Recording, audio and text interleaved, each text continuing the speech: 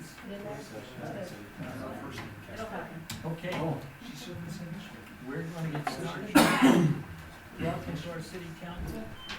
Starting a little bit later because it was a little bit of a shorter agenda. I'm not sure that it'll end up that way. But that's okay. That's okay. We'll do what we can. We'll start out with a little bit of a signage code discussion. If you'd sign in, gentlemen, and come and find a seat, thank you.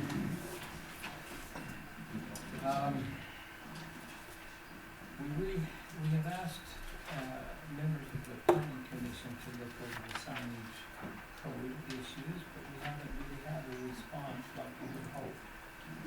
There are a lot of signs that are going out throughout the city. Some of them are, temporary signs, real estate signs. We have some that are private business signs. There is a sign ordinance that restricts the size of the signs. We just need to look into it, and that's why it's just a discussion tonight, so that we can decide with council's input and opinions as to where we want to go with some of the signage. We try to, restrict large signs, and have some large signs that are associated with developments. And we actually have a code in place on that, but we have not dealt with that like we need to. So, on that basis, let's just have your thoughts, your feelings. And then just encourage you to take a look at our own sign. It's something that we can address, we need to address. We'll get a solution, I hope, over time, not a long time, I hope. I think two things that I see on that. One, I think a positive thing, and a thing we wouldn't want to restrict, and it is just temporary, is the signs that go up, missionaries coming home or open house. Those are just usually a weekend, or a weekend. I don't think we're intending to restrict those kind of things, but I think that development signs that are the big 8x10 or 4x8 at least, those I think even if they go down, they need to be removed, but I think we need to look to follow up on that and see about either getting them removed, or is there do they have to get authorization to put them up in the first place? That's the thing. Our code allows for, if it's an active development, our code allows for the bigger signs. Typically, there's one per approved subdivision that lists like lots and which ones are sold and that type of thing in a contact number. That's allowed under our code. What isn't allowed is we'll just call them non-political signs or light political signs. Those, our code doesn't allow for it, period, at this point. Frankly, I'd be okay even if the political ones weren't allowed. I mean, my biggest pet peeve with those things are they're just unattractive and they clutter up the They don't get pulled sidewalk, out. they don't get pulled up. afterwards. If someone wants to put a sign up because they're having a yard sale or they're having an open house or whatever, you know what? That's fine, just don't leave it up for 2 months after the fact. I would say that as a city, even our employees, as they're driving around town doing their thing, if they see a sign that's blown over that doesn't meet our code, they ought to pick it up, bring it back here, and we'll just storm it to the office, and if somebody wants to come pick up their sign, they can. We've done some of that. in the Because past. I look at some of those things as just more of they don't really fit in harmony with what we're trying to accomplish in our communities. I don't think so. I do, question? I mean, I think it's private property. That's my opinion, like, if Most they of own it, then Yeah. I can't, you know what I'm saying? Like, I don't wanna get into where we're No, telling property owners what, you know what I but mean? most of the signs are put in the easement that belongs to the city, not the property Yeah. owners. But like Arrive, are theirs are on their property, aren't they? They are on the development sites. Yeah. And we, And that's not a problem. No, we want them to be able to sell those lots, Yeah. so that we're not depreciating all of the infrastructure, not collecting the. Discussions we've had is at a certain point, when do they need to come down? So that they're not just this constant. Are we talking like business signs too, is that? The business signs are restricted to approximately 24 by 24, something of that Do nature. we have on the, like I couldn't find Yeah, it. it's in the codes. I can find it, if I'm sorry, I didn't pull It's that okay, up it's tonight, but. okay. And it's only just this much that you, and it has to be placed perhaps on the dwelling, I believe, if that's not the case. But we are getting a lot of signs, so. Kind of feel like driving down like 15 Yeah. miniature kind of way. Well, and it becomes, yeah, we don't need so many of them, and yet we wanna be supportive of our local individuals who have businesses they like to promote, but we need to think through it, talk about it. Maybe if you'll each take some time to review the code, and more importantly, I think, just drive around the city and now be more cognitive, just Yeah. think specifically, okay, is this a problem, should it be taken down, that kind of an idea, And And then, and then come back and discuss. do we have a length of time in it, like you can put your sign up for X amount of, you know what I mean, cause that's what you were saying. there are some parameters that are associated with it. The other thing, I was looking at a couple of other cities' code. They'll allow for a certain number if you have a business license in that community. Oh, okay. So, in other words, if somebody comes in and they get a business license, maybe give them 4 stickers that they stick on their sign that says, these are official approved signs, and they can have them. But again, Or something to it's that just nature. something that we need to start actively thinking about. Simon, you- Okay, next, speed on Elk Ridge Drive. We just get people up to speed occasionally. Yeah, on that's Elk what we Ridge need. Drive. The reason the county is not repairing the roads is to keep the speed down. Is that really what they said? Okay, that's the dumbest thing I've ever heard. We're doing a good job. Make sure you got the notes on. What is being discussed was brought to my attention by a couple of residents, and we're talking about the new Elk Ridge Drive that will, go through, the Elk Ridge Meadows development that is currently being put together. Those of you who have been up and down those roads, you'll notice that the travel lanes are going to be extremely restricted compared to what we thought they might have been, with those extremely wide planters down the middle. Those planters in the middle are for aesthetics, but they're also a traffic calming device. In the winter time, they're also a way to stop the car from sliding farther back down the hill. We're concerned about that.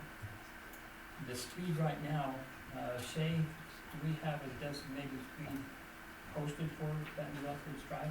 I think the design was at 30. That's what my understanding was as well, and that's what I would like to see. I believe that it was engineered at a higher speed than that. Yeah, it was. It was Well, engineered, I think yeah, it It's engineered at 40, right? But that was the. Yeah, but it's, but the engineered speed and the design, and you engineer for a higher speed because you're gonna get a higher speed, so. So can we keep that Ridge Drive open then, and not take a section out? Because I think it's beyond ridiculous to take the main road into town that a lion's share of the community is gonna go on now, and we're gonna turn it into a residential street. What's the point in having all the setbacks and all the other stuff that is there that was part of that plan, if we're gonna dial it down to 30 miles an hour like we've got out here? We could have hammerhead driveways, we could have houses fronting that road and everything else like we've got out here, the same speed limit. And when that was designed, it was designed so that the homes, there were no driveways that poured out directly onto that road, there were additional setbacks, so that we wouldn't have people coming in and saying, oh my word, I can't believe you're putting 40 miles an hour down through a residential area. And that was why it was put together that way. I mean, I look at it and I think, you know, if we're gonna go that slow of a speed, we need to have another road where people can go 40 miles an hour. It just seems crazy that I could go out on Goose Nest, or I can go up Loafer Canyon and go the same speed as a road that has additional things and additional setbacks in it. Makes no sense. I mean, I get why the speed limit's what it is down in Canyon. I mean, the houses front that, there's driveways backing out into it, and it makes sense. We're out on Goose Nest, but we're apples and oranges here, and, you know, honestly, if it's because we got an island in nothing personal, Dale, but if that's the only reason we're gonna do it, let's tear them out. Tear them out now before we even get done. Seriously, because when this was on the agenda, I've heard from a lot of other people in other parts of town who are like, whatever you do, don't let them take out the section of Elk Ridge Drive if we're gonna go down to 30 miles an hour on that road. Because we've got a enforcement problem as it is with speeding, and you take the main road and dial it down to 30, I'm sorry, city staff, you're gonna have more calls than you can handle, because everybody's gonna want that held right at 30 miles an hour, and it'll be the main road. Yeah. But actually, I tend to share that's in thinking. That whole section, you got a 50-foot, park strip on the west side. You've got the school district on the east side. There's no houses, fronting that from the roundabout, clear down till you hit the bottom, that, Skyhawk Way. You know, those would be concerned, you know, the ones on the corner, there maybe, but it really isn't a hazardous, you know, it isn't a residential area. You know, we had some discussion about how that planet strip, shifted from the 6 to the 12 there, but, it's still 14 feet wide, which is, you know, main street, you know, width is usually 12 foot. You know, it's a 14-foot, wide on both sides. Drive Plus, lanes. yeah, and then there's, you know, the turn areas and stuff that are a lot wider than that. I think we open it up, and before you post it, to a lower one, that we see whether it's, 35 or 40, mile an hour. The two concerns that were expressed that I think we need to deal with is because there will be, I know it's not currently, and it might be 7 to 10 years out, but we do have a school coming there, which will mean pedestrian crossing right now, and it might be handled some other way, but some of the mailboxes are still situated such that there has to be crossing that area just to get to the mailboxes, and I know that everybody needs to be careful and responsible for their own safety, and I hope that everybody is, but those are the couple of concerns we have expressed. Those are probably outdoors, like the school. The school. Well, the school, they'll block it off, right? But the Won't they? school is facing another road altogether. Yeah, But if but there's they- children crossing, and then they're they'll not have gonna the put- crossing guard. Well, they will, but what they will do During is school those on hours. the west side of Elk Ridge Drive will have to walk down and cross over Elk Ridge Drive to We get do have to these the two school. crossings, Cottontail one at the and, top, one at the bottom. yes. So those are some issues we're gonna have to look at and address at some point. And if we have to do crossing lights, like is done in other places, that's down the road again, 7 to 10 years probably. When that was discussed when the school was approved initially, we talked about that. That was the reason they fronted the other way. They're not gonna have gates in the backside of the fence. No, they won't. They're gonna force the flow to the safer roads. Right. I And that's the would, school district's fine, cause when they look at it, hey, we're building a school on the main road in and out of town. I would like to, see us down at Skyhawk Way now, while concrete's going in. I'd like to see us put a safety island in that entrance right there. It doesn't have, it's not landscaped or anything, you know, crossing the full width of that street, which is 42 feet. You know, that most major, you know, crossings, you have that center safety island. It gives you at least a spot, you know, to stop and watch the traffic. Not a Chinook or The what? chicane, but Chicane. not a Not chicane, all but Chinooks, just no a safety Chinooks. island. It's just a Chicane. safety island. The safety island, it's just the concrete safety island that goes in there. That's one that was done before, it's clear down, before we hit any of the divided, the primary streets. How about line up with where the trails cross over, That's, sidewalks line up? yeah, those are the kinds of issues that Yeah, I think that would be a positive, there, it would be a real safety, positive safety thing. Any other discussion? I think there's people that have more discussion. We'll get to a moment here shortly. Let's get through this other and then we'll get into regular agenda and then we'll open for open forum.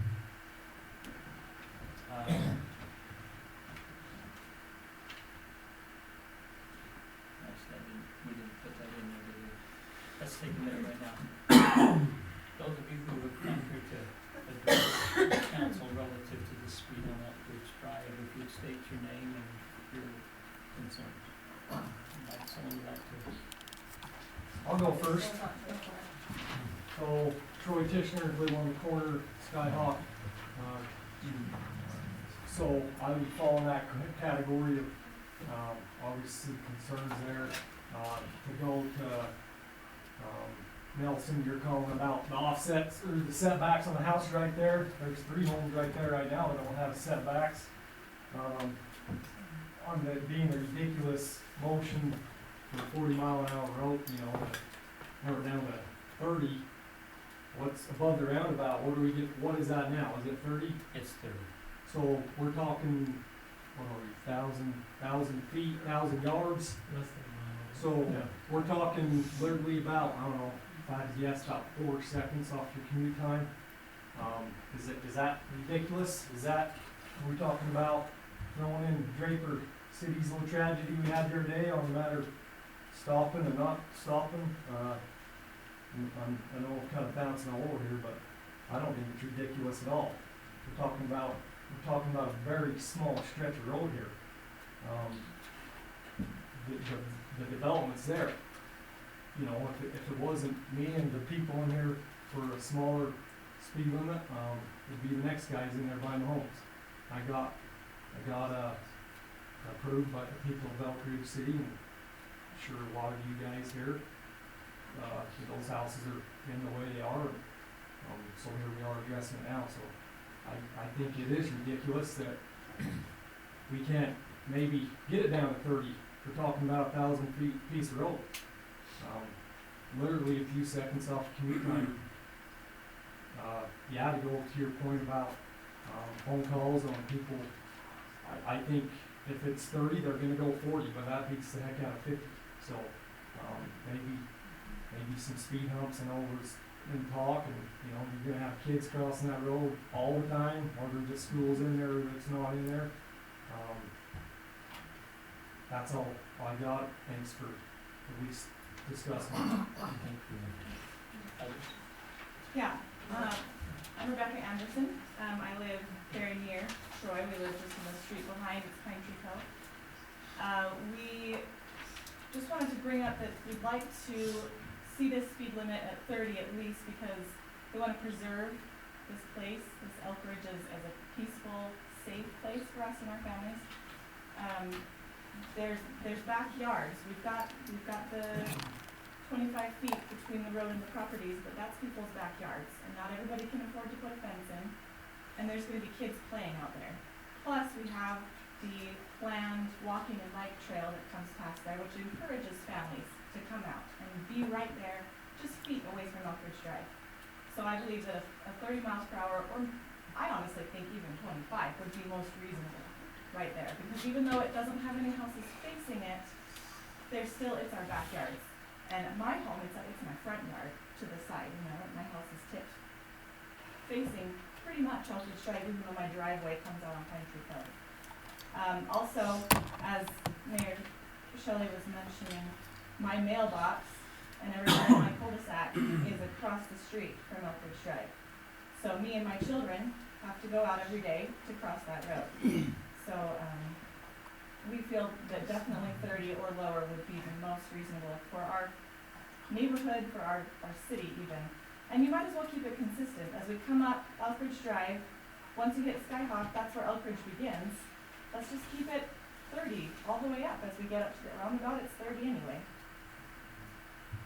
We also did some research about the amount of space that it takes for a vehicle to stop at different speeds. So recognizing, as Troy said, with a car at a 40 mile per hour speed limit is gonna be going, 45, maybe even 50, as they currently do on Elkridge Drive. That will take them 196 feet to stop on dry, flat road conditions. That's just the nature of how fast a car can stop, added to how fast a person can react. Even the most diligent parents can't prevent a child from running out just all of a sudden. It just happens. So we feel that to keep our neighborhood, our city a safe, pleasant place to live, we need to make sure that Elkridge Drive, the new portion, stays at a slower speed limit. Thank you. Anyone else? Please. Yeah, Troy Martin, I live on Skyhawk also. I guess my concern is, currently Elkridge Drive is 40 miles an hour. If we wanted to keep it at 40, why didn't we just leave Elkridge Drive the way it was and let 40-mile-an-hour traffic go up to Goose Nest? But, you mentioned, and I think everyone mentioned here, that it's a neighborhood setting. Why do we have to have a 40-mile-an-hour speed limit through a neighborhood setting? Especially, as they mentioned, you're gonna have cars going, if it's 40, they're gonna go 50. But also, you're gonna have, as an entrance into Elkridge, you're gonna have truck traffic. I've seen UPS trucks, I've seen cement trucks, if they're going 40 miles an hour, we're gonna have problems, I think, especially as the development grows Elkridge. It's all gonna be development, it's gonna be residential development, and you're gonna have backyards to that, which is gonna bring in children. So, I guess my concern is that I don't know too many cities that have a 40-mile-an-hour speed limit going through a residential neighborhood. And I don't think we need 40. Are people in that much of a hurry to get home that they need a 40? Especially when it goes to 30 after you get past Goose Nest. I don't know if they need it, but they do have it. They do it. And there's no enforcement. That's the problem. I mean, if you're gonna put it 40, enforce 40, but you're not gonna be able to enforce it. That is the problem we have right now. Exactly. Citywide, Exactly, right. we don't have resources. to So by enforce. putting it 40, you're condoning 50. Anyone else? We got three more, we can just do this real quick, 1, 2, Okay. and 3. If you would, now, if it's a repeat of something that's been said, kind of echo it if you would, and narrow it down a little bit. I was kind of thinking the same thing as he was saying, that if it's 40, people are gonna drive 50. But I think even if it's 30, people are 30 or 35, I think people are gonna drive 40. I would love to see 25. I understand if it seems weird to go 25 and then 30 again or whatever. But it's my backyard, and I'm sure my kids will be crossing the street there, and it kind of makes me concerned.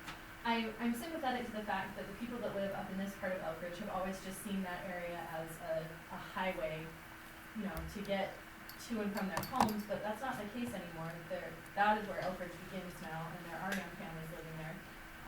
These houses are new. A lot of the people moving in are young families with small children. And, there's going to be a school there, kids walking. It just seems kind of irresponsible and scary to have a 40-mile-an-hour speed limit. As far as saying that, the difference could only be 30 seconds or so after commute. And to my knowledge, it's not going to cost anything to change it. This road isn't done. Nothing's happened yet. And so, to me, it just seems very reasonable. Erin Mecklenburg. Okay, thanks, please. My name is Clayton Creek. We moved to Elkridge in 1988, and we lived across the street from City Hall in this old, what they call the Carthage jail home. We were really pleased when the stop signs first went in, because when we lived here, they didn't have them.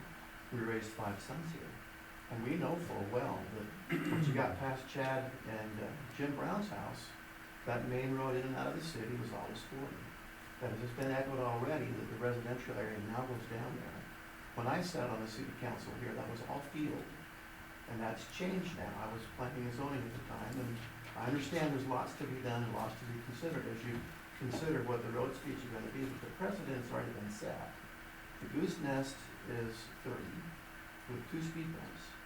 Loafer is 25, and everything through Main Street and all through Elkridge is 25. If that's the case, and now Elk Meadows is in this residential area, I think the ask from everybody who's here, by the way, we've moved in again, we love Elkridge, and we've just purchased and built down in the right neighborhood. The ask, I think, from everybody here is, how do you hold the speed limit at 30 or even less to honor the rest of the speed zones that are already in place throughout town? And then what do you do in the event you have to do something more? Because 40 does mean 50. Dale will remember my signature move when I first moved in here. I went down Elkridge doing more than 40, thinking that's the road. And right at the bottom of the hill before you smooth the road out, I got to hit 3 horses. My first week in town, right smack dab in the middle. And so as new people come up, or as people come and go, 40 means 50, 30 means 40. 25 with the speed bump means we're serious about the people who live and breathe in our neighborhood. The only thing I would add that's different is, I don't have a young family anymore, I'm an old guy, and I'm afraid I'm a target going across the street. So consider that for the old people. All right? So that would be my ask, to hold it at 25 or 30, and even consider run. I'm living proof that you can hit things on that road that you don't need to. Yeah, we've replaced horses with chickens. I was here when we did ducks, so I understand. Welcome back to Eldridge. It's wonderful to be back, thank you. Yeah, my name is Brant Ludwig. I live in Pine Tree Cove, and I actually live at the back of the circle. So, people might think, well, why does he care? He doesn't even live on the road. I have 3 kids, a 6-year-old, a 4-year-old, and a 2-year-old. And, just recently, and I think the reason people are kind of passionate about this, it's the safety of our children we're talking about. This is not something we think, oh, I'm getting from point A to point B. Mr. Abbott talked about wanting to go through quicker and that it's kind of asinine that we want to talk anything under 40. Elkridge begins in our community now. It didn't used to. It was a farm. We understand that. But it's time to start thinking differently. That's a community. There are young children that run around there. Just recently in Draper, a kid walked out onto 7th West. It's 35 miles per hour, a 3-year-old. Walked out into the road, was hit and killed on Saturday. If we do anything different and something happens to one of our children, that's on our hands, period. It's plain and simple to me to see. We're talking about 30 seconds difference time between 40 and 25. 40 seconds or our child's lives. And I think that's what we're fighting. And to me, there's no other fight on the other side. It's 25 miles per hour. How can anyone stand up here and say, you know what, I want to get home quicker and I don't care about your children on the way? I mean, to me, that's my fight. That's where I'm standing today. And to me, it's up to you. I want you guys to put our children's safety into your minds if they're your own children. I know most of you don't live along there. Most of you don't think like that. Most of you think, man, when I drive down, it's going to take me an extra 45 seconds to get down from point A to point B. But I want you to think about my children. I want you to think about when my little Cole steps out on the road and he's 2 years old, while we're riding our bikes along there, he decides to jump off and run out into the road. I want you to think about him and make it 25 miles per hour. Thank you. Can I say something like that? Yes. Well, I don't know. Can he say it quickly? No, I can't, I promise. Go ahead. I appreciate your input, and you've given me some additional information that has made me change my perspective on it, and I agree with you, okay? Just so that you don't keep blowing the fiery darts at me, okay? I'm on the same no, page. and I just hope you know that's the only reason we're passionate about it. It's our own kids, you know? Okay. That's it. And we will have, on the old Elkridge Drive, we're gonna have a bunch of roads coming out on there. And so that's gonna go back down to 25 or 30. It'll become a local road again. We also have a park across the street from all the west side. The only park they can go to right now that's convenient will be, again, crossing that road over into Elkridge Meadow. So I think that, I'm personally, I'm in favor of this being in the neighborhood of 30 miles an hour. Can I ask you real quick, Mayor, I apologize, but when it V's off, up towards the other side of it, so the right side of Elkridge, it's 25, correct? When the road V's coming up Goose Nest, and it V's to come to city council or to go up to the other neighborhoods, to go, To go It's from 25. 200 to the golf course? To the golf Let's course. just, It's No, 30 no, miles it's an hour. 25, I looked on my way up there. It's 30 miles an hour right down here on this road until you get to Escalante, and then it goes to 25. So as soon as you veer off right, where that kind of interesting Yeah, intersection that's is, 30. 25. When it breaks left to come up to here, it's 25. No, It's 30. And to go to the right, up to those homes, Yes, Yeah. it would be, and no one lives 25. there, and it's 25, so I was just curious. yeah. that's, yeah, it should be different. Yeah, we're trying to just, It's not though, so that's what I'm just pointing out, it's great, I love this 25. can I just, go ahead, Dale, then I wanna make a final comment. I would just want to point out that there has been, that is a major speed reduction thing that has occurred there. That originally is designed as a 42-foot wide road, with a stripe down the middle. That is definitely gonna be a 40 or 50 mile an hour road. You got that one. With the planter section, you have 14 feet on each side and 14 in the center.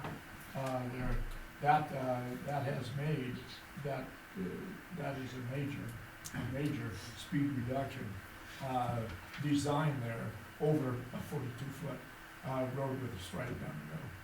It would be a lot more dangerous, I think.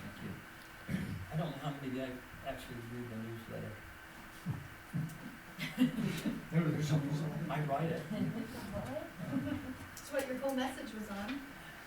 Was this? This last newsletter, my thoughts and thinking were, we have 20 hours for a police officer. She writes 3 tickets, and she will spend almost an hour just on the stinking paper. 1 hour to write 3 tickets. And we give her for 20 hours, and we've gotta have that 20 hours spread over 7 days. We don't have police force enough to do it. If we were to double our police force, we'd get 40 hours, that'd be helpful, but it would go from 70 or 58,000 to $116,000 to provide it. When in my message, you have influence. You have made some great statements tonight that have had influence to get people to slow down. Now take it to your neighbors. I live on Park Drive. I have grandkids, and I have a urge to throw rocks at cars that go past my place at 40, 50 miles an hour, and coming down Elkridge Canyon View, coming down hillside. We live on a hill, and gravity's gonna win if we don't take charge. But we can't enforce it all. I can't stand out there. Moms with their hair dryers pretending to be police officers will help for a little while until people catch on. And they've done that. But you have influence. Your neighbors have influence. Your ecclesiastical leaders have influence. Far more than I do. And we have a culture in Elk Ridge that says we believe, nobody wants. And I'd like you to help me get the message out. But we can't afford $116,000 right now, and it doesn't solve the problem anyway. You will solve the problem far better than the efforts of us and our police officers. We just ask you to do that. Thanks for being here tonight. Thanks for your courtesy tonight. I really appreciate that. Is there an action the city council will take at some point tonight amongst yourselves? No. This is just information only. Yeah, it's a discussion. So at some point, the motion comes before the planning commission, which then comes back to the city, that says we're gonna have this road at this speed for this reason, and it comes before a vote. Is that gonna happen again? You know, I think it's just already done. We just make the decision to set it, but that's not necessarily the planning commission decision. Okay. Now, It will come before the council on November 9th. Because I also know that with the snow up here, it's more here than it is down below. yes. And people aren't always keen on speed bumps. So I wonder how you manage that snow extraction And on that's, Goose Nest for speed bumps. the only place I would want speed tables, I don't want speed bumps, I want speed tables that would be wide enough that would accommodate a crosswalk. But we've gotta, you can't just put them in because they sound good, because of, wrong, you know? Yeah, I So understand. we've gotta be careful, we've gotta engineer those kinds of ideas, so, Yeah, okay. but thank you. All right, thank you. Okay, thank you. Let's, Crestview subdivision discussion, we're gonna turn the time over to Shay, please. And those of you who would like to stay, we'd love to have you stay, but if you need to leave, I understand that. Thank you, guys. Thank you. Thanks so much.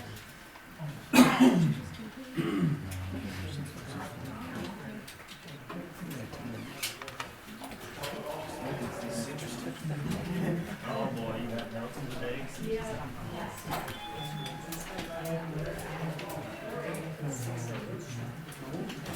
Oh, yeah. Exactly, we get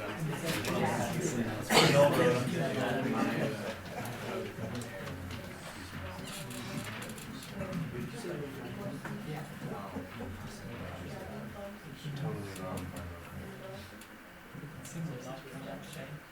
For some reason, it doesn't want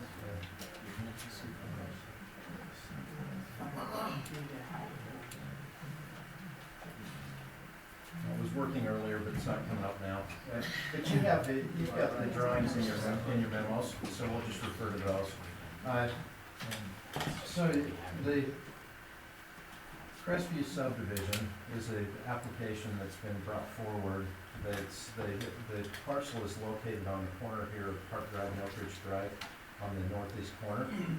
And several years ago, there was a senior housing project that was approved there. It went through, received full approval, and then economy changed, and so they didn't act on actually constructing anything there at the time. I believe that was called the Parkside, Parkview Corner. I think we've got too many park names going through right now. So that was Parkview Corner, and it, at the time, now, granted, that was approved back in 2008.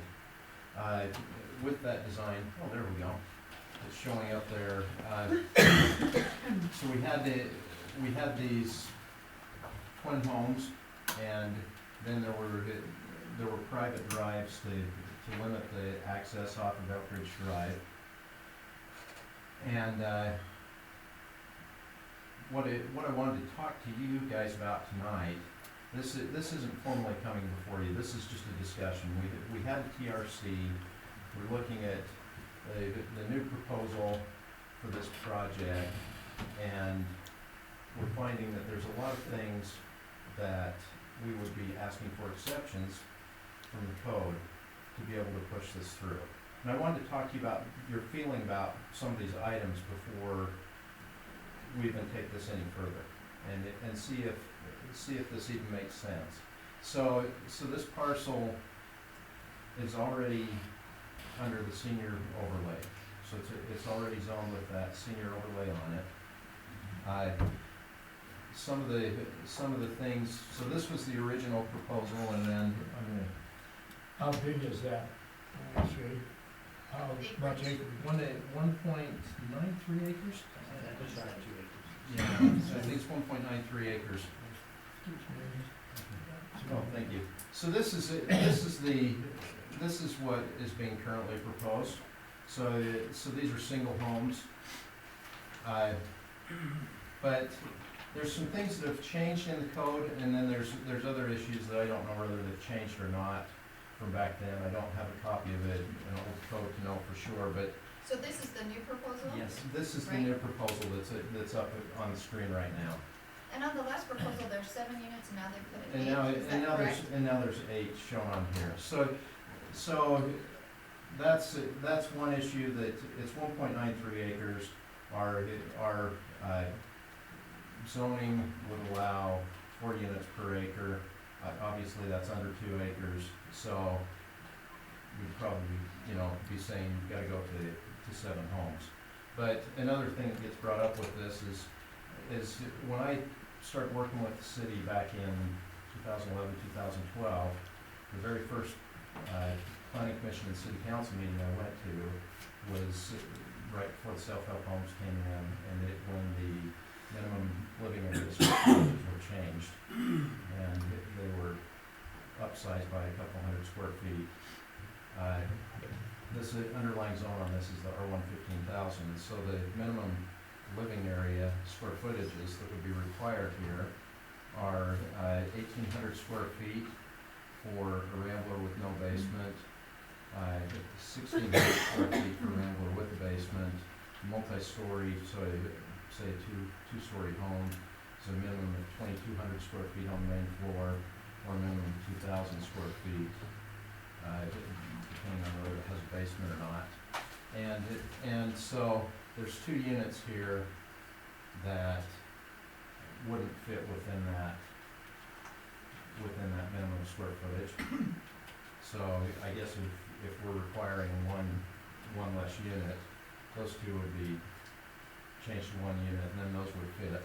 But I'm just bringing up some of these because as we're looking at this, part of this is also asking, what do we want the senior overlay, what were we expecting from it? Were we expecting people to go in with homes that are just as large as the ones that they're trying to move from? Homes that are large enough to raise families in, and yet we're talking about a senior overlay. Does that make sense? Well, are they gonna be 2-story though? Cause most older people don't want stairs, right? It is all. And it's He's probably. So then, no, just telling you what the code is. No, I know. I'm just saying. But I'm saying, then you would want the square footage, right? Yeah, I mean, a rambler would be 1,800 square feet total. And I think if we've Well, talked you about have- senior they have a overlay, basement. we're not taking care of the yard and stuff. So, and then the other issue with this that comes up is the setbacks, and this is a very narrow piece of property through here, and so our setback requirements, we've got, so I should explain with these, your lot line is actually the foundation or the outside of your house, the outside walls of your house. That's the edge of your lot line. So when we're looking at setbacks, we're basically looking at the distance between the house and either an actual property line for a single family lot, or we're looking at a distance between the walls of 2 homes. And so over here, for instance, I think they're showing 8 feet between each one of these. The requirement would be 20 feet is what our setbacks would require. So with that, we would probably, if the code's met, there's 1 unit lost there.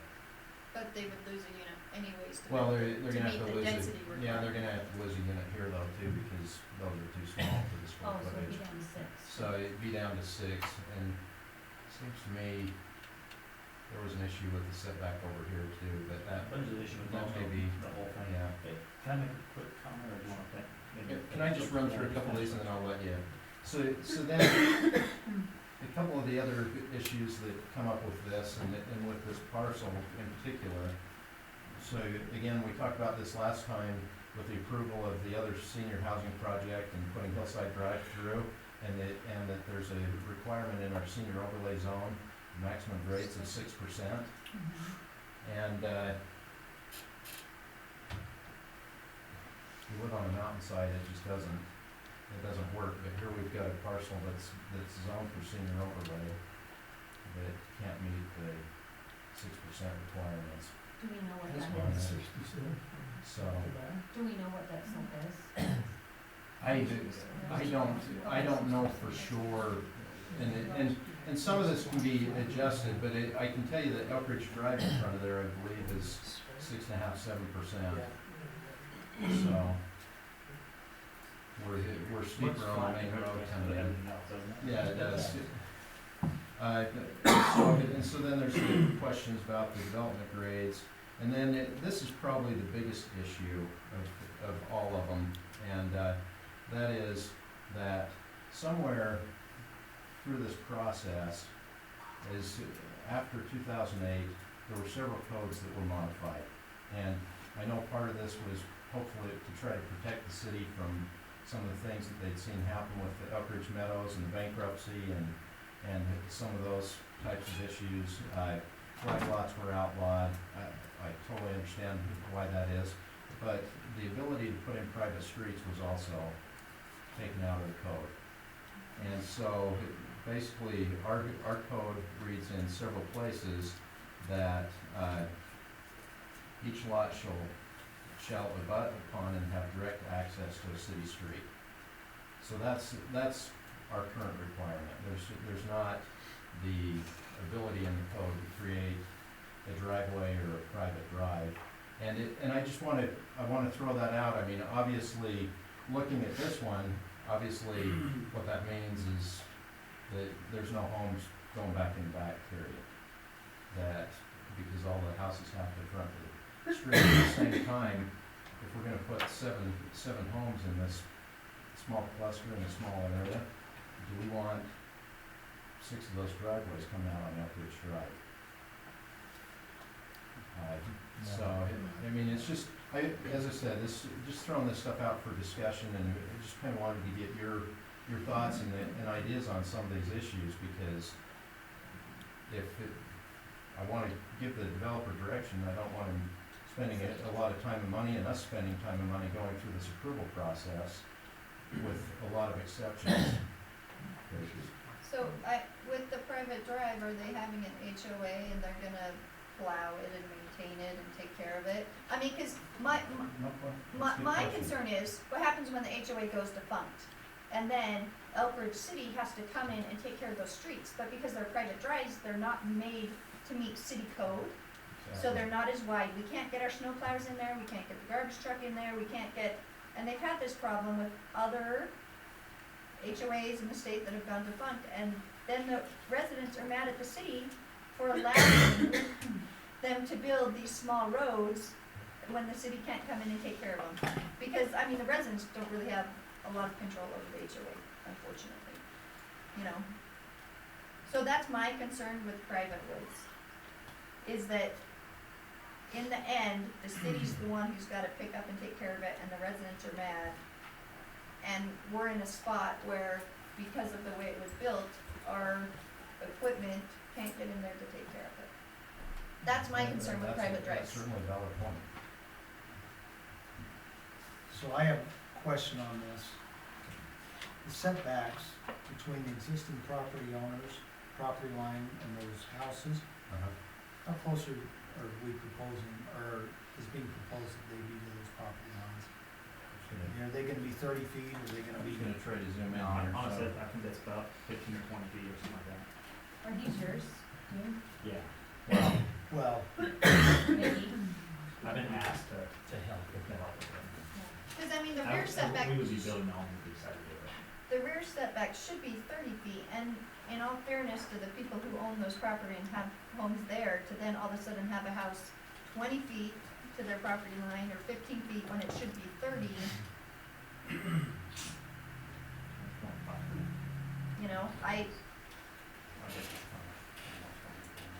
you kinda know where I stand. If people wanna build in Elk Ridge, meet the city code.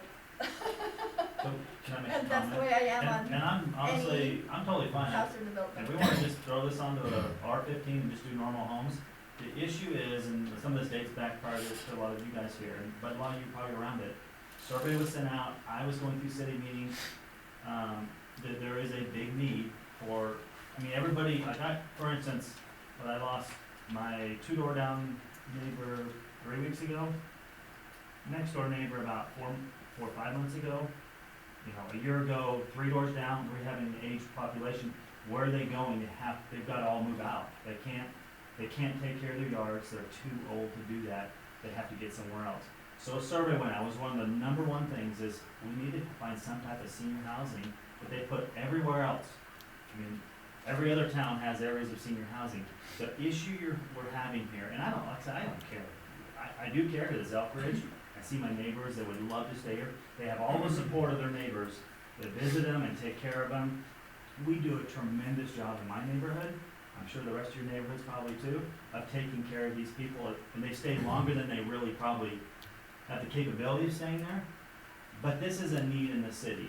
So the problem is your code does not match allowing a senior housing overlay. You can't get rid of 4 units, there's no possibility of putting 4 units to the acre, having an 1,800-foot home, because you see what that would do here, it will never fit. Setbacks won't fit. Home sizes, you say go bigger on homes, but don't do this. We'll give a senior overlay and we'll give you 4.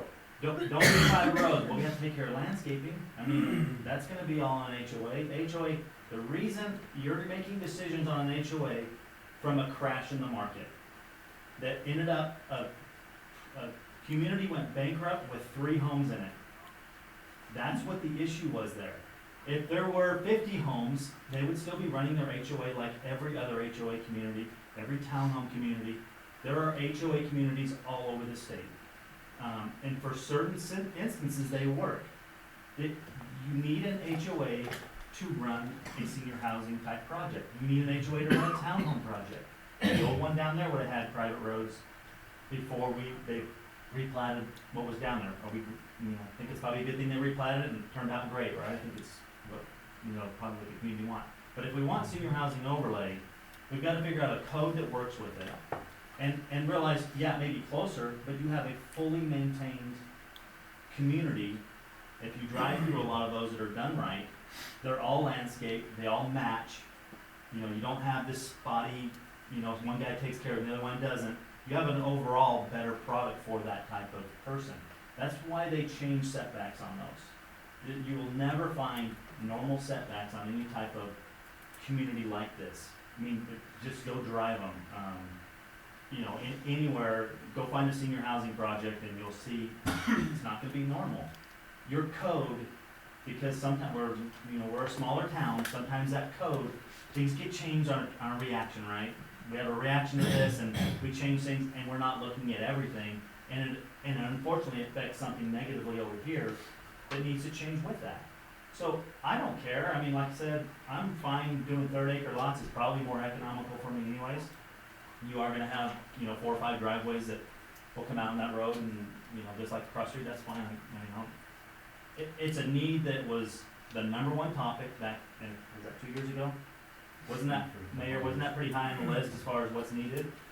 You're not allowed, your code doesn't match to be able to do that, Well, could we write a senior overlay code? Like, can we make a code That's just? what's being we suggested. have- Right, that's I what mean, the 'cause suggestion is I you just look don't, at I it. hate making exceptions to everything. Do you know what I'm saying? Like, if we're gonna have a code, let's follow it, or let's rewrite a new code for you guys. Right, But let's not make exception after exception, right. That's all I'm saying is I don't care how you handle it, but whether for this one or not, or if that's a need, and if you want the city, you need to change. Your code can't say we need you to keep to the same standard that you require for 3rd-acre lots. You're changing that for a reason. You need an HOA to take care of it. You need to have different setbacks because you're having more density, smaller yards, less water obviously for these people. Keep their costs down. They're typically on a budget, a fixed budget, right? Yeah. So that's all I'm saying. I don't care. We'll go with Nelson. So, just a couple of questions. The other senior housing overlay that was tentatively approved here for the south side of Park Drive. They were able to, under our broken code, make the homes fit, right? I agree with you, but let me make one point with that. And that was, you'll remember when we went into the senior overlay, for the approval of the senior overlay, our code says that these projects shouldn't be any larger than 6 acres. And we came in and asked immediately for the exception for it to be able to look at all 15 acres. And that's how, this parcel is kind of an anomaly in that it's odd shape and it's small. So I'm not, when I'm looking at these issues, it's some of these things will be exceptions on small parcels. Some of these exceptions would come up, for instance, that 6% grade is gonna come up every time anything's brought in because we live on a hillside. It's just, it's not reasonable. It's not reasonable to. So, Go ahead, Mel. Okay, so, just one of the concerns I have with the setbacks is the front setbacks, I think, should stay the same because it's to preserve the look of the city. The rear setbacks should stay the same because the adjoining property owners have built with that understanding that the house is gonna be at least 30 feet from their yard. If you wanna put the houses in and make them 8 feet apart from each other inside and they buy that house knowing their neighbor's 8 feet away, that's one thing, but to put it 10 feet from the neighbor's backyard when it should be 30, I think the residents who have been here and who have relied upon that code should receive the benefit of that. Oh, so with the private drive, would like the fire truck be able to get in and out? Cause that's what I would worry about with the private drive, like, these are the people that may need emergency services. Right. So are they gonna be able, you know what I mean? Is it gonna be too small? Will they be able to get in and out? They won't be able to. Yeah. That's my only concern with the private drive, We'd stay out on Elk Ridge Drive and drag a hose in. and that's not a big deal. It's a bigger drive. Yeah, it's a big deal. Is there any way to, there's no way to get around that, is there? And are these hooked, these are close to the other ones? Is that what I'm, in my head? So that. The other ones that they're putting in the other, They drive across the Across street. across the street, yeah, that's what I mean. North. And would they eventually be one HOA or no? They'll always be separate, okay. Separate ownership. You can though, if they put a private drive in, you could require the amount, the width of the street to be, but once again, it's gonna take away from, Yeah, and but make then their you're pushing setbacks them even into- harder. Well, like I said, like any, a town-owned project, you're not gonna be able to turn around. I mean, you pull in there and sometimes you're backing back out, there's not a turnaround. Mhm. In most HOAs, with those type of things, you're not gonna, it's not the perfect world of big, huge cul-de-sacs turning around, but none of them are that way, don't drive anywhere. That's just how to look down. Ty. So I just wanna just kinda show my hand here, so that you're not, you don't know where I'm at. But there's really nothing I like about this, so. And I'm not saying I like our existing code either, so I kind of agree with you that, we gotta take a look at that and figure out what does it really mean to have a senior overlay? And how's the best way to meet that demographics needs, right? They need a match, right? That If you're saying has that to we're gonna be do done. 40 acre, make it so you can do 40 acre and Make build the it size work, homes you want. right? But this is just written with exceptions, trying to shoehorn something that I don't think fits here. And so just so you know where I'm at, it'd be a tough sell for me. So the question is, do we just go back, cause honestly, it can't work. This is a unique piece of property, that's a little bit of flaw. To constrain down to the smaller pieces, you have to make it so flexible that you can do because the smaller it gets, the harder it is, the bigger it is, And the weird then you shapes. can, you can make it work, you just can't make that work out here. I mean, what they had before, you can't possibly like that layout that was approved before, I mean, right? I mean, nothing in there worked, right? Did it? No. Not really, no. I mean, there was no turnarounds, there's not even a place that, I mean, Is so same thing, right? So I'm fine with, like I said, I'll go back and say, look, you gotta do 30 acre lots there and just turn it in and it'll work that way. I mean, that's not it's just what you guys want. I mean, I think do you wanna try to work with this and get something like this to go, or do you want to just go back to the standard 3rd acre? But something has to give. I mean, you basically, on the current code, you can put 4 units there and nobody's gonna put 4 and an HOA is gonna work on 4 units and they're gonna pay for all the watering of all that grass area that they're gonna have to pay for it, right? They're on a fixed budget. The key is they're trying to get their fixed budget down on, that's what the whole point of senior overlay is. Get that fixed cost down so they can actually afford to stay here and have something taken care of for them. Nelson, and then let's move on. Okay, so my thought on this, I agree with Ty, and I think the 3rd acre, I think that's a better fit for that, but I think that we need to give our planning commission some direction. They need to go back and they need to tweak the code so it matches what our code is doing here, because when you take and you increase those footprints, we gotta have some adjustments in those areas, and I think frankly, the smaller sized senior housing overlay doesn't work from just the number of units and making the functional HOA. It needs to be larger for that to function the way that it should. And I think that there are plenty of other areas within our community available land where you could take and you could do a project probably double the size of this one or more, and it would fit, and it would be more in harmony with what we're trying to accomplish, and it would provide, Right.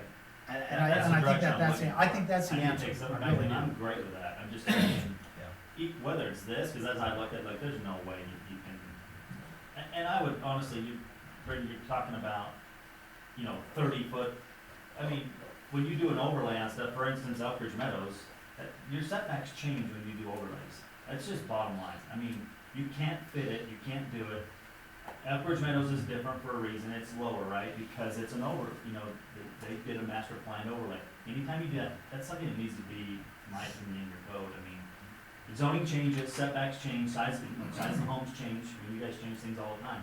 To think that you're protected, that you're gonna have a 30-foot setback, I mean, that wasn't even the code when I moved in. When they bought those homes, it wasn't 30 then. I mean, the code's changed over the years, back and forth and all over the place. So those things change and. Well, I'm just saying, I'd be interested to hear from those homeowners on how they felt about it. I will tell you this, before the square footage changed, and we held the public, I was on the council when that was approved. The only person that was adjacent to that came to the meeting was the guy next door, and he said, as soon as you build, I'll move next door, because I'm tired of taking care of my really big yard. So, from that aspect, but when you take the increase in square footage, now those setbacks are closer, that changes that. I think that there's a better way to do this, than it just doesn't work now, unfortunately, codes change. Maybe you can get planning commission to pull information from other communities that seem successful. I mean, there's stuff by the Temple now that seems like they're doing pretty good. There's quite a few of those. The code you can literally somewhat copy that stuff they know what works. They've been doing, I mean, those cities have these already. They've already worked out the bugs. Figure that out and get a code that, I agree, make one that works but your stuff, like we talked about before and other things, they don't match, right? When you make changes here, other changes have to happen. And if you're gonna allow a senior overlay, things need to change with that. No, that's been my position all along, either meet the code or let's make the code so it works, you know what I mean? But what I hate is exception here and exception here and exception here and exception on this, and by the time we're done with the development, we start with one exception, then another, and then another, and then another, you know what I mean? And then it's like, why do we even have I will tell you, a lot of cities though, they will handle those, like Provo, I mean, you're basically, it's all one big exception. It's right, but approval, we don't it's wanna be approval pro. driven. People move here, so we're not pro. Right, I'm just saying, I'm not saying, you're talking about, I'm just talking about how some cities handle stuff, right? That it gives, on certain zones and certain overlays, they allow the council to help navigate, because they're hard projects to make work, and sometimes you put a code item in, it makes a worse project than what you want in the long run.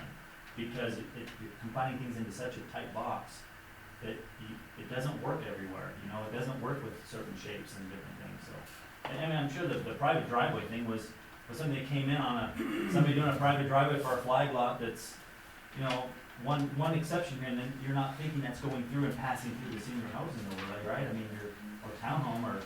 Well, you remember the flag lot, because if I remember right, you were the one that wanted a flag lot, and that's when it got taken out of the code. Probably, yeah. But, That's when it happened, Probably. from what I Okay, remember. let's move on. We've dragged this horse long enough. So, just real quick, so 3rd acre lots and just go that route, is what I'm hearing. Okay. Yeah, I think so. I hope I was clear. Give details. Have to, it's approved for a senior overlay, but that would have to be, But I like that you brought that, so now we can get going on that. That's something we need to do. It needs to be fixed, that, and Nor a lot of our others. because of the square footage. all right. Is she gonna, light skin, thank you. Say anything else from you before we move on? I don't think so at this point. I think We'll- Bill can move it forward. We need to have opening remarks and pledge of allegiance. Do we have a volunteer for either of those items? Opening remarks, Eric will do the pledge of allegiance, just reading the pledge of allegiance after the prayer. Hold on.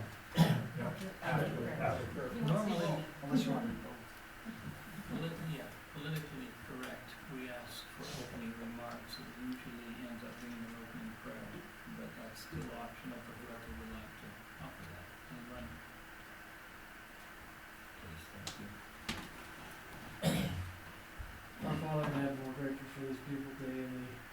opportunity we have to gather together as city members and city council.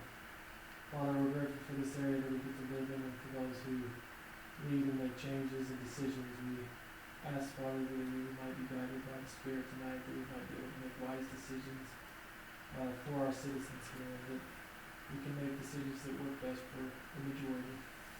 We're grateful for what we have, and we say these things in the name of Jesus Christ. Amen. Eric, if you lead us in the pledge, please.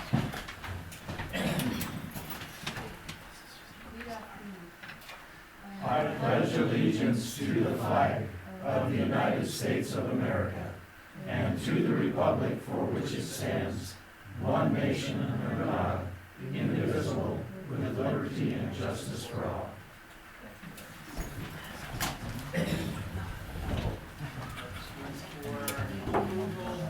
Motion to change our agenda time frame, please.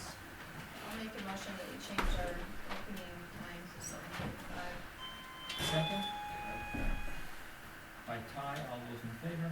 Aye. Thank you. Kelly Acres preliminary final approval. Again, Shay, if we can turn that. What we're going to try to do, for those of you who are still here from the public, normally what we would ask you to do, so we can keep things moving a little bit, is if you would like to address the council in an open forum setting, but we prefer that at least you make contact with the office first so that we can put that in there. Is there someone that has not spoken about a different topic would like to address the city council? Okay, just one. Say. Okay, Kelly Acres is a subdivision of the pasture area that's in front of the old Cloud House on Goose Nest Drive. And it basically, what they've proposed to do is just split that pasture area into two lots. So we basically got two 1 acre lots out front.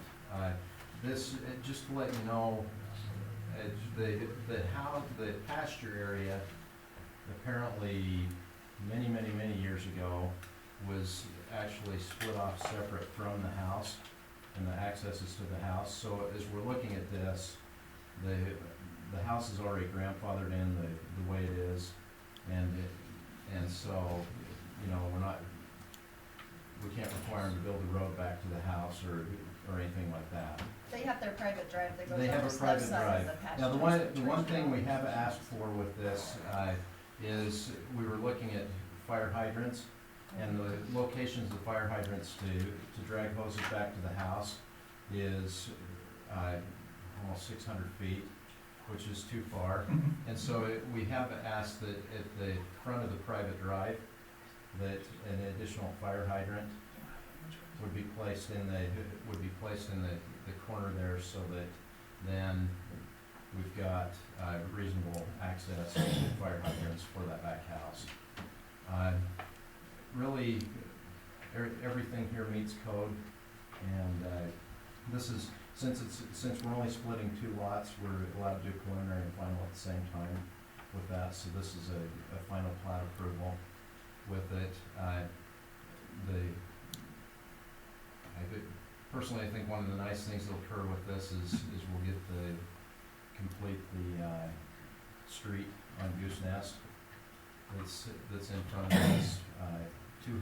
Two homes on the 1 acre lots.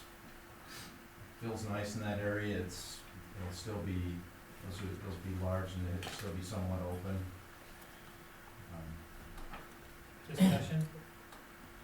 Yeah, what are the plans, if you've talked to them, on where they're placing their house, what's gonna be in the front, what's gonna be in the rear? This is a regular city lot, right? It'd be, subject to the new landscape code, right? And, Well, the new landscape code isn't approved yet, so yeah, as soon as that's it's, why I'm not as gonna soon approve anything until the. as soon as it's in place, This is place. So, well, I all just all had a I'm saying question, is, so dogs, the Clowards are keeping a lane on both sides?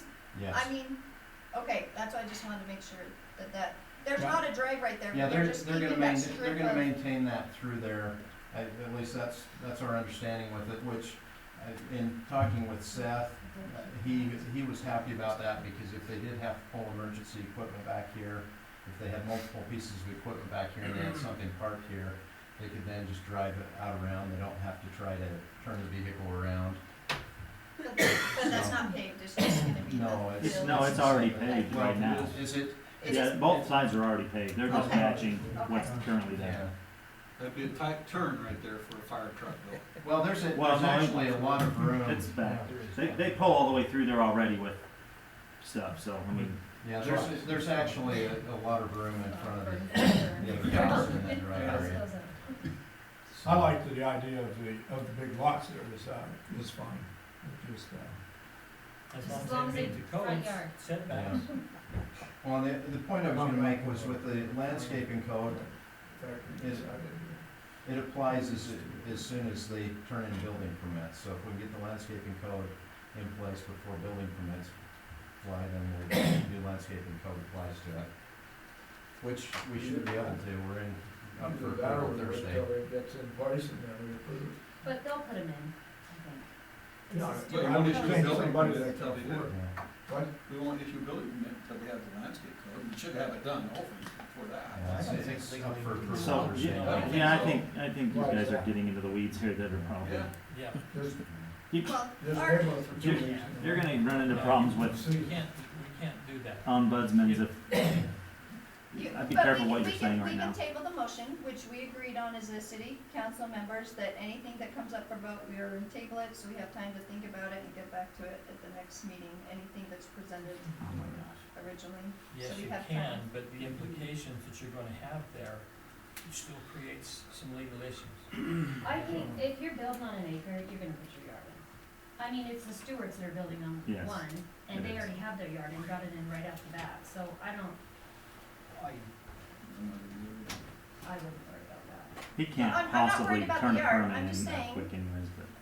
We decided as a council that as issues come up, because there's been things that have been done in the past that people have voted on that night and then saying, you know what, I sat back and thought about that and we shouldn't have done that.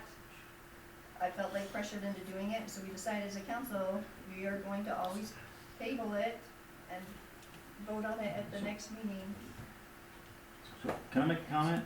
so. So, So it should have I happened just- the last one. I mean, I've been doing this for a while, and this isn't me, this is somebody else obviously, but I know him pretty well. You have to be pretty careful with, for your reasoning. If somebody comes in with a plat that meets, I mean, this meets every bit of that zone. To just table it for you're going to run into problems with the state. There are so many new state laws coming out right now to protect this exact thing. They're now allowing you to build on road bay. I mean, because how can they not keep you from doing it? There's so many property rights. We are a property rights driven place. You can't just decide. And obviously these meetings are recorded. They're on YouTube, and to say that you're holding it up because you may do a code later, and besides, it's a non-issue. Hold that up. This Hold on. won't even be done before. I mean, What there's if- so much. He has to put in all the roads, everything. One of the other things we talked about is not taking public comment during our city council discussion, so we can discuss this as city council members and not have. I asked, and they said, Input. yes, I won't, if you don't want me to. I think he's got a valid point, No. that's why I allowed it, simply because we need to make sure that we're not putting ourselves in jeopardy by not permitting something that meets the codes, because it does. No, I was just saying, we have an option and we could table it, and one of the things we discussed, if it's an important decision, is tabling it. If this, Yes, you do have that option. and what I'm saying is if this meets all the codes and we don't have any discussions or any issues with it, then we can vote on it. But I'm just reminding us that Right, of our own procedures that we set in place. Yeah, but okay. Okay, so I mean, I personally don't have any issues with this.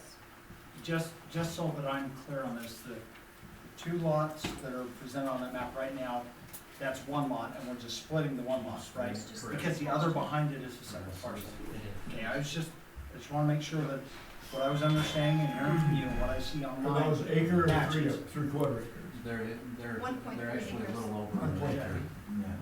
Well, Yeah, it's just that lot in front of Flowers, so they've got the big It's white gonna be fence the that Flowers goes with the, and then it's compound. just the, It'll be your two daughters that are building there. It'll be the Clower compound, right? you know, my personal feeling is this thing meets the code. Yeah. We're not just arbitrarily passing something here. You know, the only way you can legally stop something like this from happening is if we put a moratorium in place. That is the only legal way, and we're not doing that. And we're not, and I'm not gonna table it, and I'm not gonna participate in the tabling of it. And furthermore, I'm gonna make a motion that we go ahead and approve the Kelly Acres preliminary and final approval as presented to us by our engineering firm. and I'm Is there, fine. is there a second? A second. Oh, sorry. Second, all those in favor?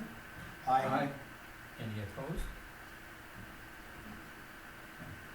Okay, No, and I just wanted to be clear, I was just reminding you that's our own procedures, I have absolutely no problem with this. the only way I'm gonna table something is if I don't have all the information.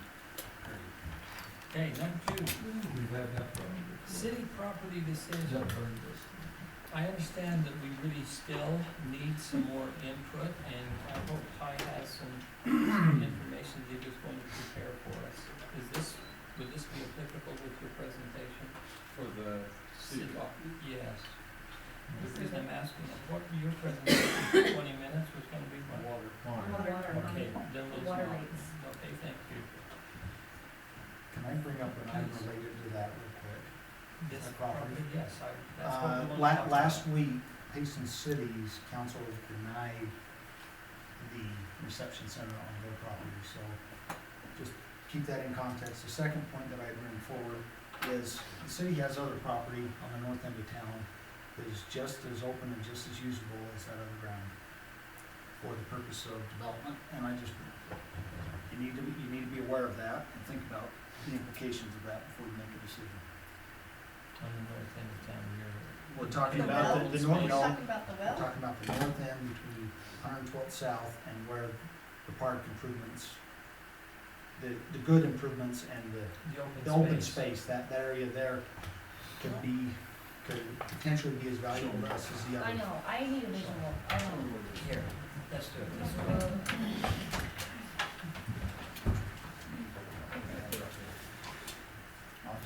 And get everything in here. Here's 11,200. Okay, that is to the east. And then most of what we call Elkridge Meadows comes over to here. We've got, Skyhawk that comes through here. And the park is over in this area right now with the playground, etc. I mean, that's rough, but that's the concept. We have a trail that goes right through here. All of this, there is a big retention basin right here. This is where our Frisbee golf concept. Oh, And yeah, this whole area here is open space.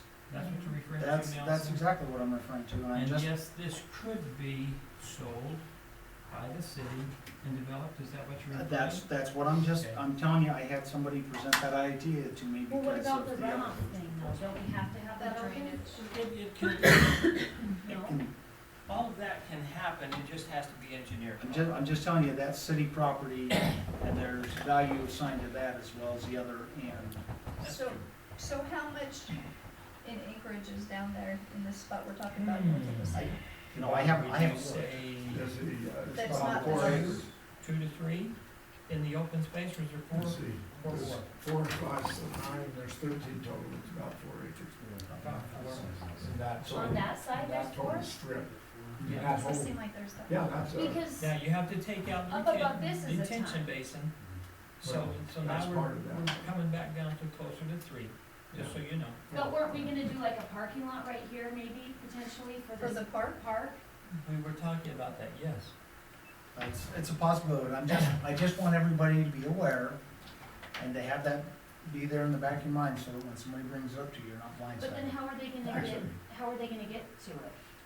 Put a road in? Put a road in. Yeah, they'd have to take it up for Skyhawk. Yeah. and there's, I have no vision of this. there's the trail, I don't know if it's wide enough to go past the detention basin with all of the I just want you road to, widths. I want you to and be aware, Dale? because And I just note that I talked to the property owner that's right behind that, and I agreed to meet with them on Sunday at 4:00. They're wanting to know what the city's gonna do, that is kind of there's a lot of clutter down in that, Oh, yeah. in Are that, you talking about the detention basin? they did appreciate having the sign. It's of 6.7 acres. No, Six? RVs and four-wheelers. It's almost there. 7 acres, 6.7 acres. Just right there. From Skyhawk down to 11,200, that whole open space area is 6.67 acres. 6.67. Thanks. Okay. But that, that is something people are concerned about, and Yeah. want some input. I told them I'd like to get their ideas on it. Yeah, this chunk right in here, this is the Salisbury. Okay, so Right now. Salisbury's, That's all Look, it's the this- brown house, This is, this section it's right right here. there. This No, is this is- Salisbury's development, this is the open space right through there. Okay. This is, Bear Hollow, Yeah. Sky Hollow. So would we have to take out the trail and move the trail then? The trail would have to Okay. be incorporated probably, and you'd still have to have passable roads through there, plus lot sizes. And are you thinking this for a reception center instead? No, he's no. Some Just of another those, chunk of land. This was an idea Okay. that was given to me by another resident, who Okay. said, look, Do something. how dare you go put Yeah. 4 lots across the street from me when you got X amount of acres down there that's already smack dab right between residential and you're not sealing anybody's views. I'm just letting you know. But we're there at Might be residential. stealing Huh? view of the people Yeah. behind it. yeah, Well, Anything but park. in Yeah, other words, we're being warned. Okay. we're being warned and it's out there. I'm just, Okay. That's fine. heads up. That's It's fine. just another option. Back to the city property. We need, we don't have to make any decision anytime, but we probably should. We need to have some kind of vision that we can not codify necessarily, but, I mean, become an official document that identifies what is the city's plan for that property. Whether it's to be sold, whether it is made available to be sold, whether it's to be used for further city function, park, civic center, whatever. We just need to start looking seriously at what we wanna do with that property. It does present an opportunity to relieve some of the debt, maybe all of it. It, again, we've talked about this before, certainly we have if we did use this for a civic center, and we still wanted to, the current area we're talking about, and we wanted to sell some property, maybe we could sell the open space. The engineering on it, I think, would be tight, personally. It could be done, could be done. Detention basin is your biggest issue, as I would think of it, trying to get roadways through there and still maintain that, because it has to be maintained, you can't throw it out. It was designed there for a reason. So, I would like to figure out some options. I don't know if we go down now and decide, as this council, you can make that decision, right? As you're serving during your term of service, and, obviously other councils can change it. But that's not the ideal.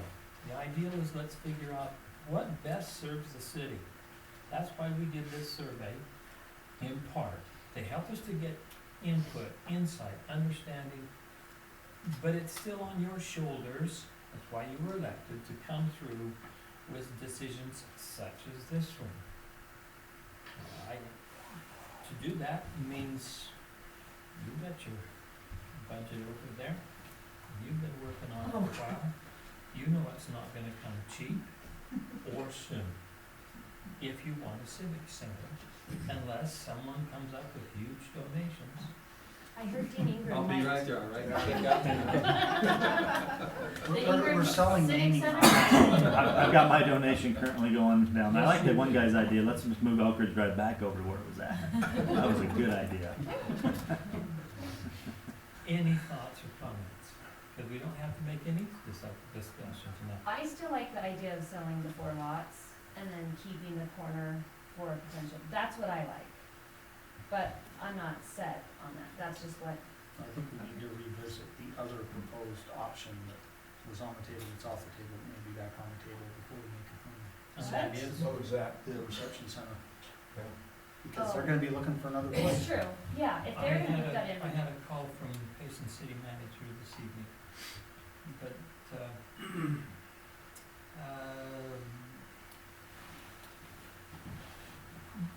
apparently they've spoken with Nelson. One of the current city councilmen from Payson City, just to give you the update on that call that I just received, wanted to know from the city manager, wasn't there a time when Elkridge and Payson wanted to get together and create their own joint reception center? Oh, we talked about it a lot. And I said, I don't know about that. The city manager from Payson said he didn't remember anything about that, He was there. and it doesn't change anything, he's got Alzheimer's.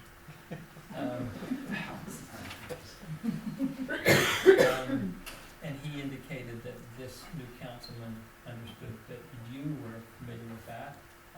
I was there, Dennis Dunn was there, their current city manager was there, their former city manager, he was there in his capacity as attorney, their former Andy Hall, their city manager was there, their mayor Burtis Bills was there, and it was discussed in great length as a possibility, where we would do it, where it would be part in Elkridge and part in Payson. Obviously, that can't happen now because Lee has to develop that ground. So, Well, there's some other options that they're thinking of. They could certainly expand their clubhouse. That's one mentioned option that he mentioned. They don't have to do anything jointly, but he said he would take it to his council and visit with them about it, and if it sounded like a possible at all, they would come and then have a joint with us, and we would have some discussion as to options. I would love to see a reception center there that could have multiple use and maybe a joint use, private, public. I mean, it happens in other places. It's not the best situation many times because it's so hard to write up the details of a contract like that and get it fair and just. Two cities going together, I guess, that becomes equally as difficult. Who's going to pay for it, who's gonna benefit, whose property is it in? I mean, there's a lot of complications, Sure. but it doesn't mean it isn't a good idea or a possible idea. Well, didn't you say on the survey, most people said they'd be willing to pay for a civic center? That's one of the positives. No, that was early on, so we'll have to wait Oh, and see. okay. I did that for a couple of weeks. Dale, I'm still in favor Dale of didn't talk. that, of keeping that front clear across, no matter what. Those, the only place we really have the option of selling lots is ones that already have the frontage there, I think. So if we're, looking at trying to retire the debt, that actually was the easiest place, but I think we would use all of that frontage. When you talk about parking lot, it takes a lot of room for a parking lot, and that whole front gravel area would probably be. And you'd probably like it landscaped nicely. And nicely landscaped, yeah, as long as it's nicely landscaped. Tree trunk. Yeah, But- yeah. I think part of this discussion needs to be what we're gonna do with those 6 acres down below. I mean, we already have a huge park down there, bigger than the park up here. I mean, what's our plan for down there? But if we pay to develop that, won't we lose a lot putting a road in and, you know what I'm saying? No, Like, We don't have to pay for anything, we we can could just sell sell it. the lot, the land to Dean to do the senior overlay. Well, I'm getting money out of this, one way or another. There's lots of different options.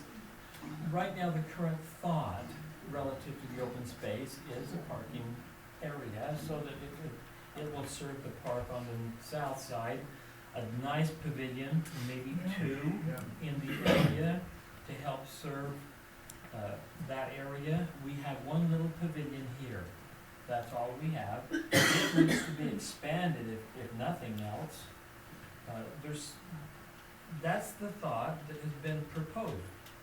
But again, council, you have the options of either passing it on to someone else or becoming creative and forward-looking and deciding what does our city want to look like?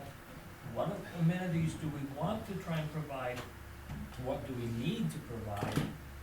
I mean, there's all kinds of parameters here. Shay, Can I Please. just throw one thing out really quickly? Looking at that open space down there, the city signed development agreements and based on annexation on the fact that the open space and the parks were going to be, that's how this was approved and how this was allowed to be annexed in. And all I'm saying, I just think we need to talk to David Church and just ask him what the implications are and how we would go about that legally. Is it something that we could trade and say, well, we've got 6 acres down here we want to develop, we have 6 acres up here we'd like that we'll keep open in place of that, or what we need to do, but we need to discuss it with him for a few minutes and just make sure we're. Yeah, and I personally, think that that's the only area, we're filling in that whole north side of the city there, and that actually is the only real open area that we've got, and there will be options to develop, amenities in there, I think, in the future. you've already got a frisbee golf course going through There there. you go. We're getting a Got skate that, park, I mean, And even if the landscape part of it, that's what I was talking to them, to see what their ideas are about that back. I think we need to start to landscape some of that, but I'm not in favor of trying to sell that off for any. I think that piece of community land center. requires some real thought. yeah. Yeah, But I think that the But we 4 don't- lots up on the other, That what makes is more that up sense. there? Olympic. It's a pretty natural yeah. set of lots to develop or sell off. And from my perspective, I think keeping that with a 4 acre, Yeah, If you sell off the 4, it'll push it to closer to 6. okay, so I would keep that corner Yeah. where the new road is. and put it across. Yeah, where the new road is, keep the new And road. That needs to be, Okay. I think I'd set that over and over and over in my preference. Do you have any idea on how you want to go about coming to a solution to this? Do you want to just start gathering information from the survey first? Do we have a create, if that, and then you make the decision and create a committee to help us design, bring forth concept that we can, get the city's approval on, and then this is what will happen? Do you have any ideas what you'd like to do? So I think the purpose of the survey was to find out what the residents of Upper want, and I think it would be ridiculous of us to go ahead and plan out these 6 acres up here and the 6 acres below without taking into consideration, I mean, what the residents want in that survey. So I think we need to find out the results of the survey, and then I think we really need to kind of make a master plan with the 6 acres up top and the 6 acres below to see what we're gonna accommodate and put in each of the areas before we decide Okay. what to sell off or not. I mean, I would hate to say, let's sell it, cause that's the best thing to do, and then we get in our whole planning and be like, oh, you know what, it'd really be great if we had 8 acres to do, you know what I mean, to put this together, cause it would really go best together. Yeah, I think that, that's I think from a retention, we should retain the land that I said. But as far as how that develops and how that looks and what we put there, and I think that has to be Elk Ridge. Can't be the council. That's why I proposed before that we get the committee together, we look at the land, we look at the survey, try to put something together, then create some concepts. We don't have to go to a lot of elaborate detail, but we can get the city to generally get an idea and present it and say, this is what we think would be good for that, and then then we could go forward from there. But I think it's too premature at the moment to know exactly what, or even close to what we would actually do there, other than, from my perspective, to try to sell it and then try to get that acreage back would be a very difficult thing to do. Yeah. You know, you mentioned before that, you know, I like that idea, and that's the first thing you gotta have is some kind of an idea of a plan of what this, a city center would, look like. And you mentioned that you might be able to locate those plans for Eagle Mountain. We can get those. Could we get those? If And it would be interesting to, I'd like to look at that, because as I understand it, you've been out there, I guess, before, haven't you? Apparently, it's a pretty attractive, center, but we talked about even being able to build something like that in stages, you know, and it may be that some of those 3 lots, if that would enable us to establish, to build phase 1 of that, center, I think that would, be good to look at, you know, so. But I'd like to, if we could see that, even when Stacy was, applying for the grant, the one thing that you needed was a design, a plan. And so if we could, I'd like to. That's why this discussion. Okay, if we could maybe try to locate those, and I've never seen them, but I'd like to look at those, and look at it together as a council, and then Stacy, if she, you know, this year, I think, is over, you know, she submitted it, but, it was to be 75,000 a year for 3 years is what she was applying for. And if you had that, plus, sold the 4 lots, you could probably build, quite feasible to build a center there, so I'd like to see us look at that. I think this is a subject that probably best fits time-wise after we go through the budget nightmare. That's an all-consuming process for This me, is a good. Well, and, as you see in my presentation. no, but I think it goes to show, because if we're talking about city center and skate park and water, you know what I mean, like, That's part of the plan. it's the budget, but we need to say, like, is this even realistic for a city, even any time in the future? You know, and what would the property taxes have to be if we wanted those amenities and the cost of them, and I think it definitely needs to come after budget. And I don't disagree. I don't have time, that's what it boils down to. I don't disagree, but, I think that if we don't keep it on at Yeah. least, I agree. not always on the back burner, Yeah. the budgeting issues are part of the thing that drives whether we can or can't. Sure. I get that. Well, no, Well, it's a win. you're okay selling the land, those acres? You two never said what you thought.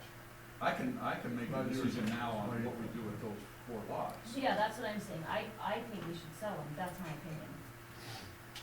That was my original opinion, we've got the 6 acres below, so I don't know now, I don't know if, Okay. you know what I mean? Yeah. Okay. Let's move on. It's good to discuss that. Let's move on.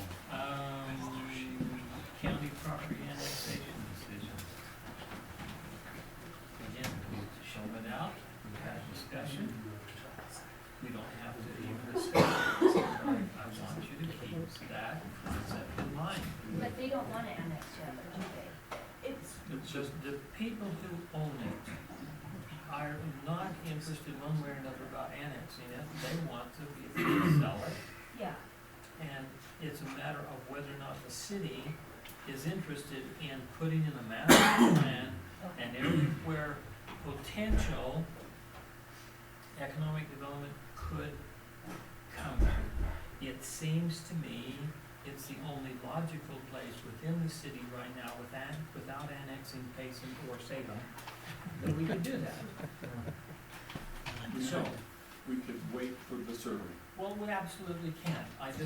It's there, because I don't want it on the back burner constantly. If we have the right economic development, we might change the budget meetings every year. Profoundly, or maybe not at all. Next. All right, real quickly. We have hired McKay to take our Public Works Director. We had several interviews, and we arrived at that decision because of his qualification, but also his dedication. And since we have given him that responsibility, it's, quite frankly, I'm pleased with how serious he's taking this, how hard he's working to make correct decisions, choices. He spent more time on the code, I think, than we expected already, so he can honestly understand some of the issues that he's facing.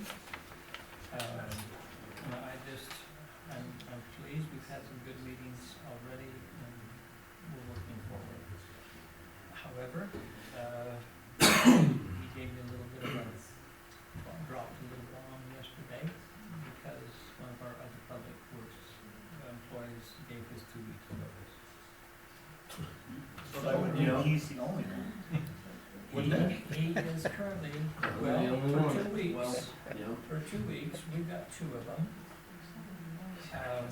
We interviewed 2 individuals today because we had posted to replace his position, and we have had 2 interviews today. We have another one tomorrow. We'll see. The couple that we interviewed today, I feel like they could fit in. Our biggest issue is no matter who we get, that we can, quite frankly, afford to get. I hate to use those terms. It's going to be a building training opportunity for the city. As it is, Jed Millen has received an offer from Sanderson. Benefits are better, money's better, and so he's going to take that opportunity to. That becomes just a real quick point of discussion for me personally.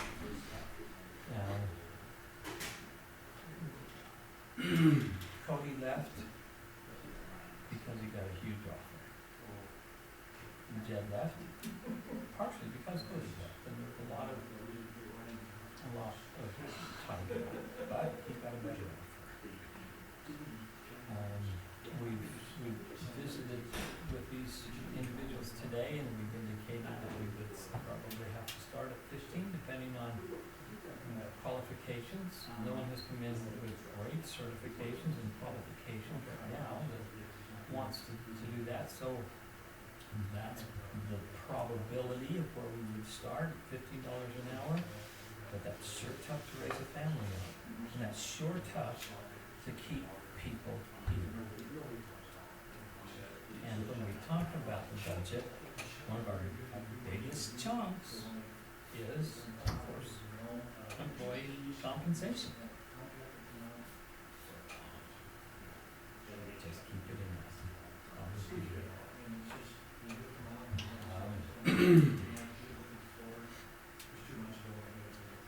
need to talk to you by tomorrow night, no, Thursday. It should be okay. You can travel across the box.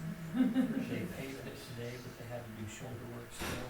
They want it maybe to set for a while. Small vehicles, not gonna be an issue, but bigger stuff going over it. Even tomorrow will probably be okay, but they wanna make sure that the shoulders are done. They put so much money into that bridge, it's foolish for them to not put the right kind of asphalt down, and then they're waiting on the weather. And that was the slope. That was the case. It looked like it was ready weeks ago, minus the asphalt. I spoke with We've heard that from everybody in the city. I spoke both with the county and with the pavers, and they indicated to me that was the consideration that they were trying to address. Now, The roundabout is actively being worked on. You saw the bypass, and that will work well. It's gonna have to be graded frequently, but, that's what it is. it's going along. Is there any way to widen it? Those school buses had a hard time getting through there today. Did you really? It was narrow, I passed a bus on that, and they were all but almost knocking the barricades on both sides. Wait, you, in the roundabout, you were? No. No. in that bike path. The Oh, bypass. okay, I was like, what? McKay, would you just address that? Yeah, I'll talk with Please. our RV. Even if it's the approaches on both Yeah. ends, that would make it a little easier. So I definitely think we should be able to widen it out a little bit more. There was no real restriction on why we couldn't. Yeah. So I don't I foresee just any didn't- issues with widening it out a little bit. I insisted that we do that so that we don't have the long detour. Yeah. Do we have an idea of, about how long it'll take to do the roundabout? 6 to 8 weeks. Actually, 6 months ago. And in 6 to 8 weeks, we have several storms. That's true. well, and we still have to address, the landscaping of the island down through there before it's ready to be open, I think, We to water definitely, into it. That's gonna be a huge issue dollar-wise because of what's there. we definitely need to get Okay. those widened though, for the safety of the buses, the start last with thing we want is a McKay. car. We're gonna give him his first opportunity. First opportunity here. Okay. Happy to be in this position. I'm excited for the opportunity to learn, to grow with the city, work with you. The mayor's asked me just to give kind of a quick briefing or update on projects that we've been doing in the last few weeks. We started out this spring with backing out the storm drains, catch basins, sump boxes, and all the storm drain areas throughout the city. We're pretty close to being finished with that project. We've done from about Skyhawk up, which is all completed, from Skyhawk to the south, I guess you could say, Skyhawk south. So we still need to do Skyhawk north. We're really putting that back truck to good use. We've used it a ton of times since we've had it. We're really getting our use out of that, so that's been good. We've used that for all the storm drains. Parks, we've got all the water systems charged in the parks. No catastrophes at all so far. We're knock on wood there, but last year when we started up, we had break after break. We were down there all summer long, pretty much repairing sprinkler systems in reference to phase 2 park, the larger park. So we're happy about that. We're pleased that we haven't had any major issues there. Right now as well, we're working on putting in an RV dump. So we're digging and running a lateral from, so it'd be the northeast corner of the Public Works building, right there where those cement barriers are. We're gonna pour a pad right there, an RV dump in, where we can, citizens, residents, whatever, can use that, as just a public access to dump and clean other RV trailers and stuff. So I think that'll be good. We're working on that right now. We've got plans. Is Go there ahead. gonna be a fee for that, to dump there? We haven't really addressed that yet. We've talked about We've it. talked about it, but Administratively, we've talked about that.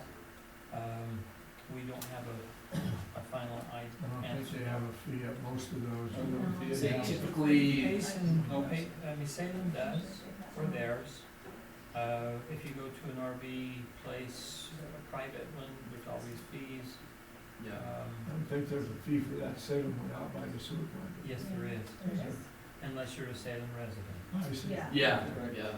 Usually it's been exclusively to non-residents. Yeah, with- okay. Where fee is applied there, so if we can cross that bridge when we get to that point, decide whether or not we, I was So- just curious, it's the first I've heard of. Yeah. An RV dump, so. so we'll work on that. I'll do that. So I think that'll be a good thing. We, in this budget, hopefully, we're gonna have quite a few projects going on. We plan to clean up these parks a little bit more, do a few of the little odds and end jobs that need to be done. Replacing the picnic table benches, you know, being something small, bigger projects if we can, but, we definitely have plans to get the parks looking good and keep them looking nice, and so. Actually, it is nice. They've aerated all the parks and fertilized all the parks. They haven't been fertilized, regularly or, forever. So, That's what I was just gonna bring up I too. do like, Aeration is done, fertilizing is done, so. yeah, good things happen. So we have plans, within the next week or two we've identified a number of potholes throughout the city as far as the roads department, streets department goes, that we're planning on repairing, doing road repairs as we can, and so we've got those targeted and moving on that within the next week or two as well, so. That's kind of where we're at right now, so we'll keep updated on the progress of these projects, so. Thank you.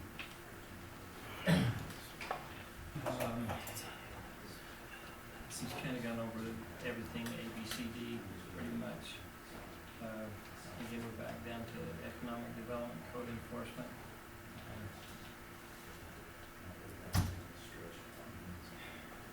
And it is what it is. We'll just see where economic development's going to come. The young man who did want to put in a reception center here, it did not work out with him facing. I don't know that he's coming back. I haven't approached him.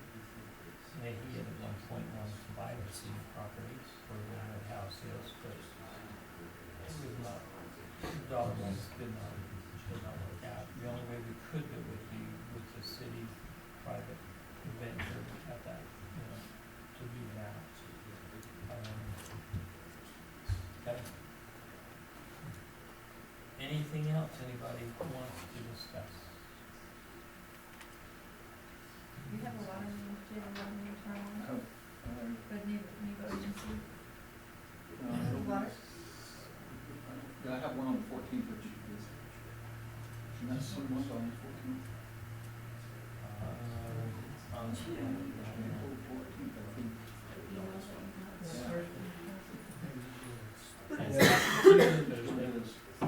I did just go to the state foresters, they have all of the cities, that what you, North County is. And, they, we qualified as Tree City USA. Again, to qualify, you have to, have a designated, Arbor Day celebration, which we have done the last 2 years. We put it in the newsletter.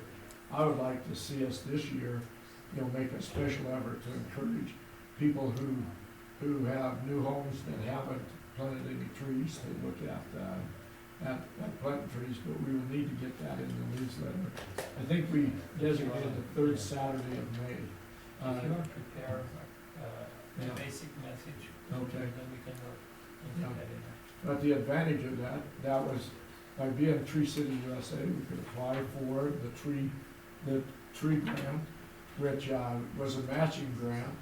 But we will end up, I just met with Linden City today to go over the list of trees that we'll put into the park, the new park strip there, and then over in the center section we'll have about 45 or 50 trees that we would have replaced.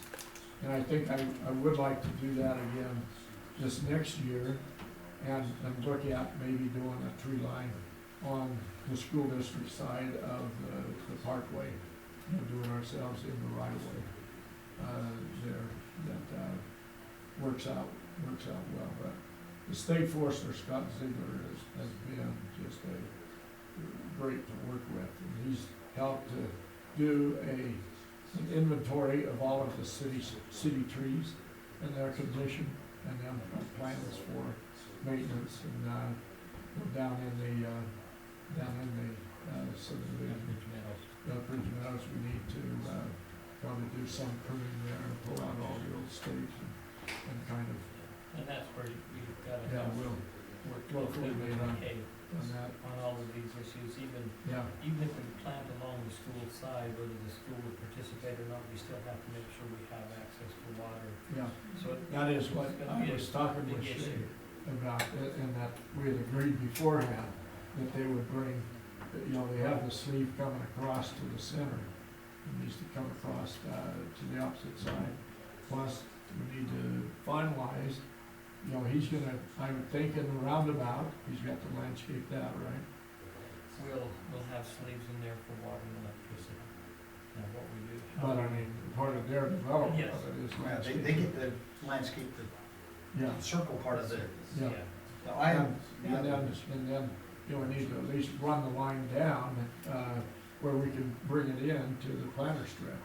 And, I went through that today to just compute what it would cost for the weed guard, fabric, for the rock, for the trees, for the drip system, and for the grasses, in there.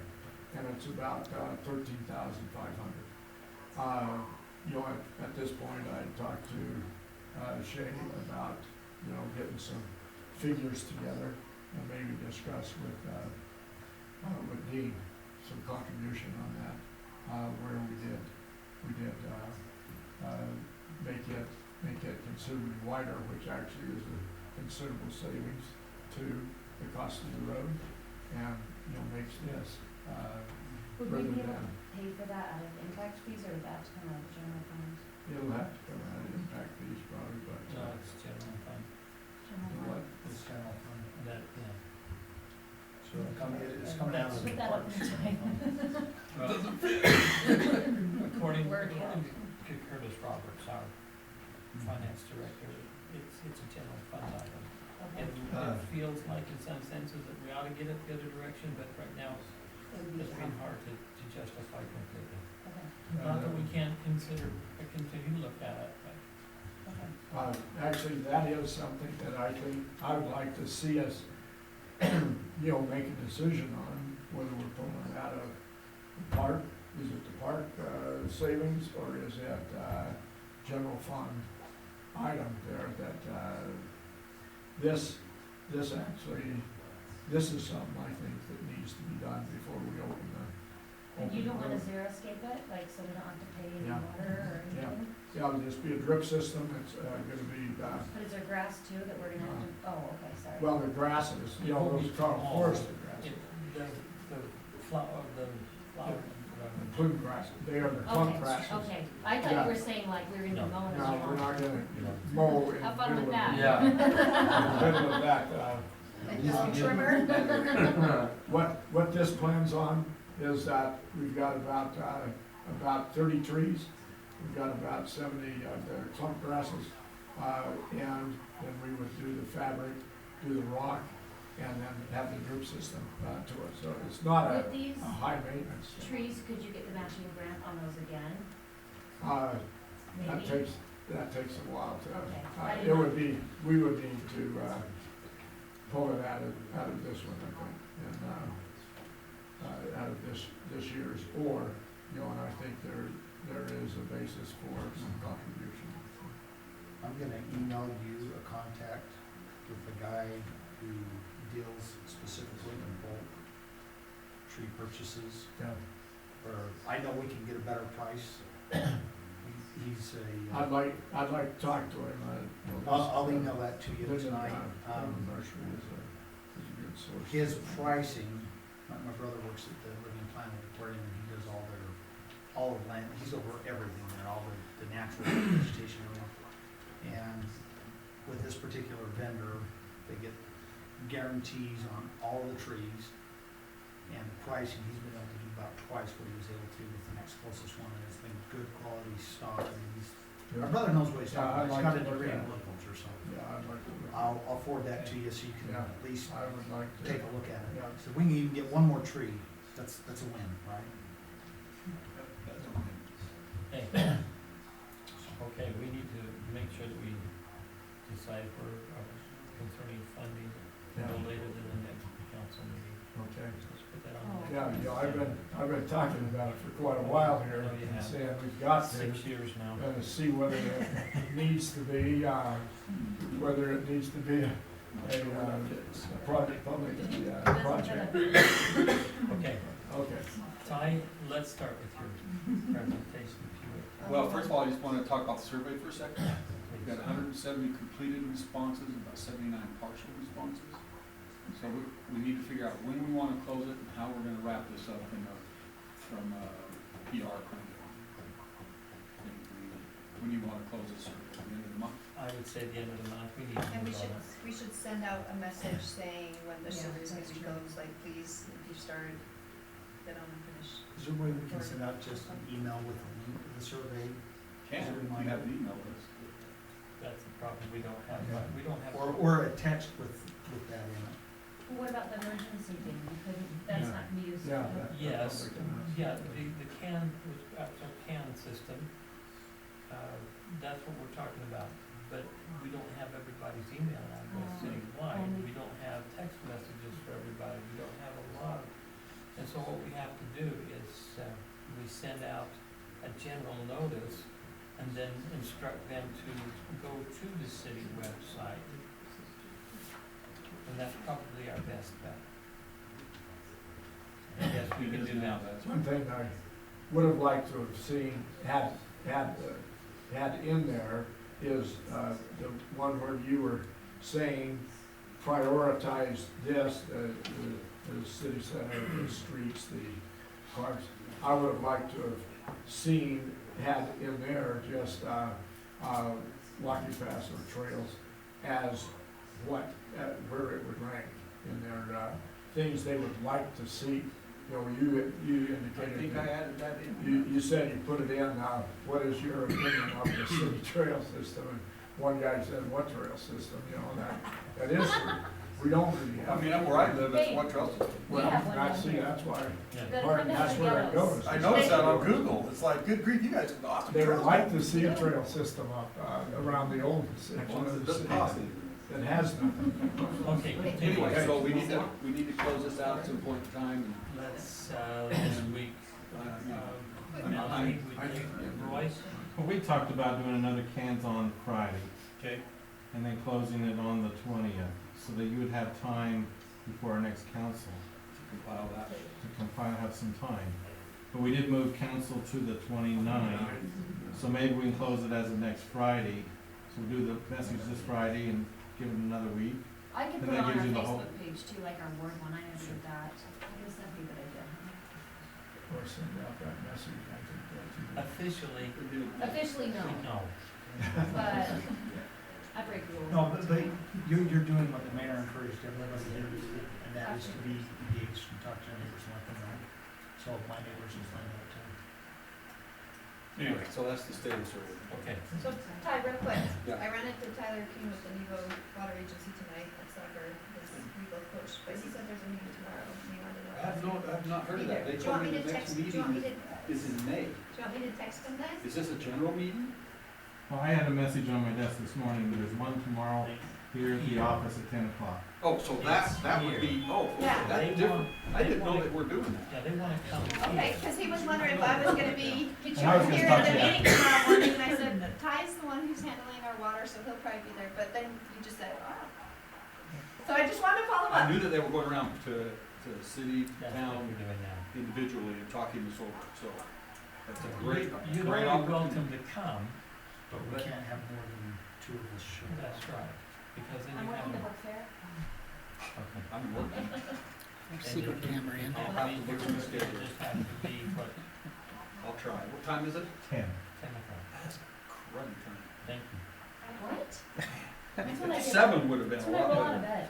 I could, 7 I was would have gonna worked say, a lot better. I could potentially come if you needed to, I could just work from home for the first hours and come here and go to my office, so. Yeah, I'll have to look at my schedule. That's a Okay. tough time. That's a real tough time. I have a presentation. I'd like to go over that presentation. It brings out a lot of detail, Okay. so I hope I don't bore you with Do that. you wanna, are you just? I have to present. Oh, he's gotta get. Unless up. you wanna all huddle around my lap. No, No. But I And think let's it'd be get that better laser to see pointer the going. presentation, right? okay.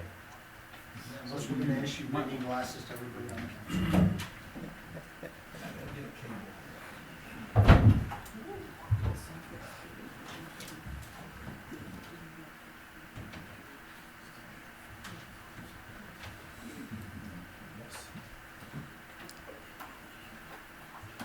gotta say thanks to Royce. He sent me a PDF of an awful lot of data. I took and converted the PDF to an Excel spreadsheet. That was an enjoyable process. Royce wasn't smart enough to do that for you. So the two of you that didn't come, was That took a while. 2 Thursdays ago?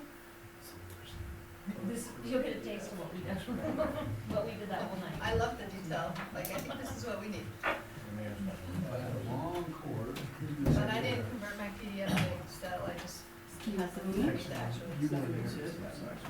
Yeah. Oh, I know, they were there. I guess the mayor was working in the temple.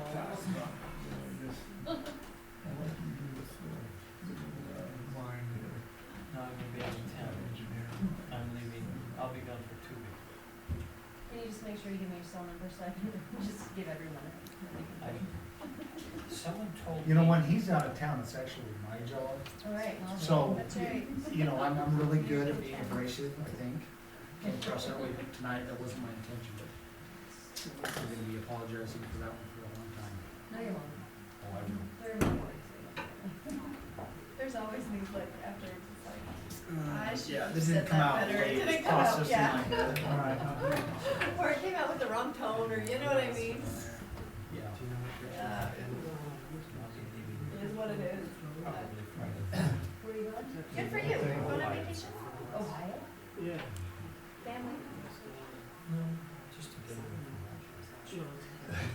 And so you chose Ohio? My wife, Everybody needs a Talk vacation. with Dean a second, I'll shave while they're here to mention the kids are not. Yeah, that's not really Can you vacation. hook it into the one on the, I can't. coming through the I had wall? this working before and I don't know what the problem is. Oh, Yes. here we go.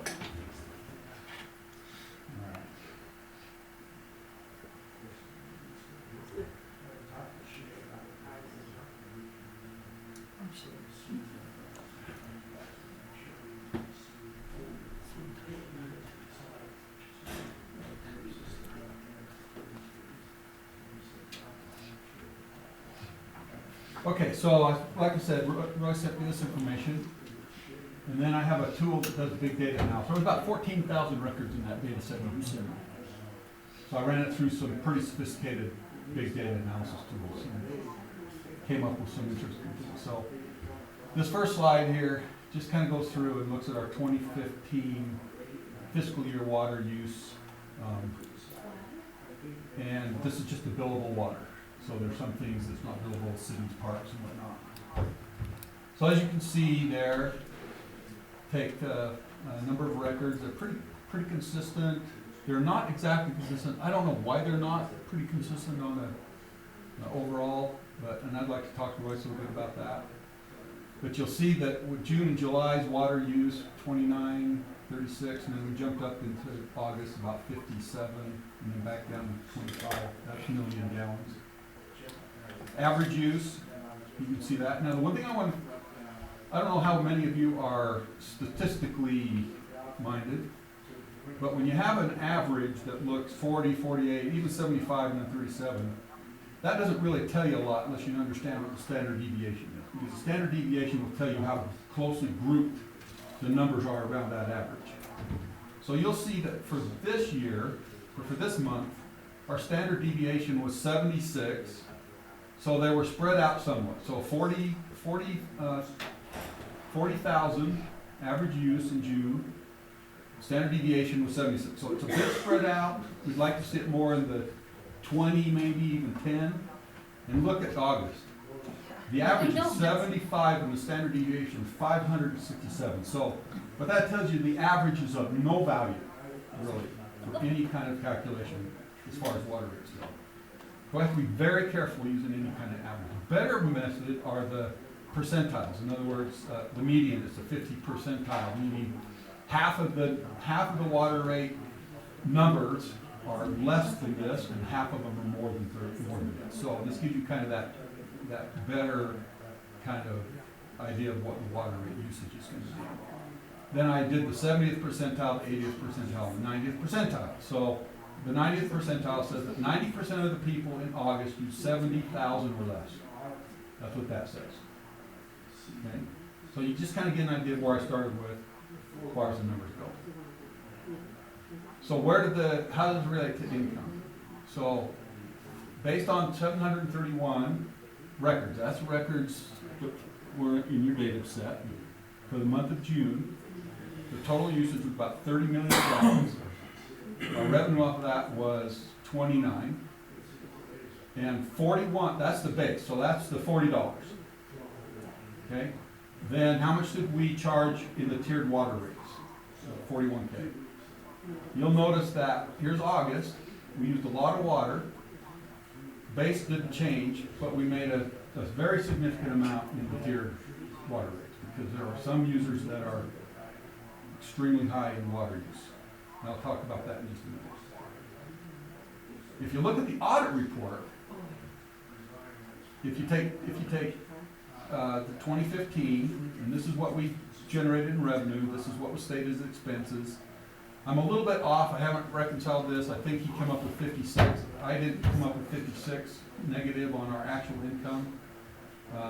Came up with 70, but regardless, our target income should have been around 11. That leaves us in this a negative 81. So we have to make up 15% in our water budget, in our water income to cover what they wanted us to cover. You'd have to raise the water rates 15% basically, just to do what our auditor wants us to do. Okay, that's pretty significant. We talked about this.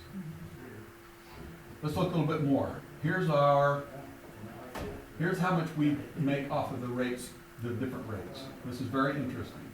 So in the base, of course, $0. 5,685 people contributed that.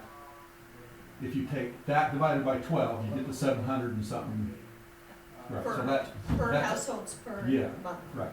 So this is the number of households per month times 12. From the first tier, 12 to 75, where we charge $1.80, our income was 173K. But look at the next tier. We made a whopping 7K. So it's very skewed. And you look down here at 100 to 125, and then you go to 125 and you're up again. So those two middle tiers are generating, they're almost, why do we even have them, right? Because it's just not distributed in any way, shape, or form.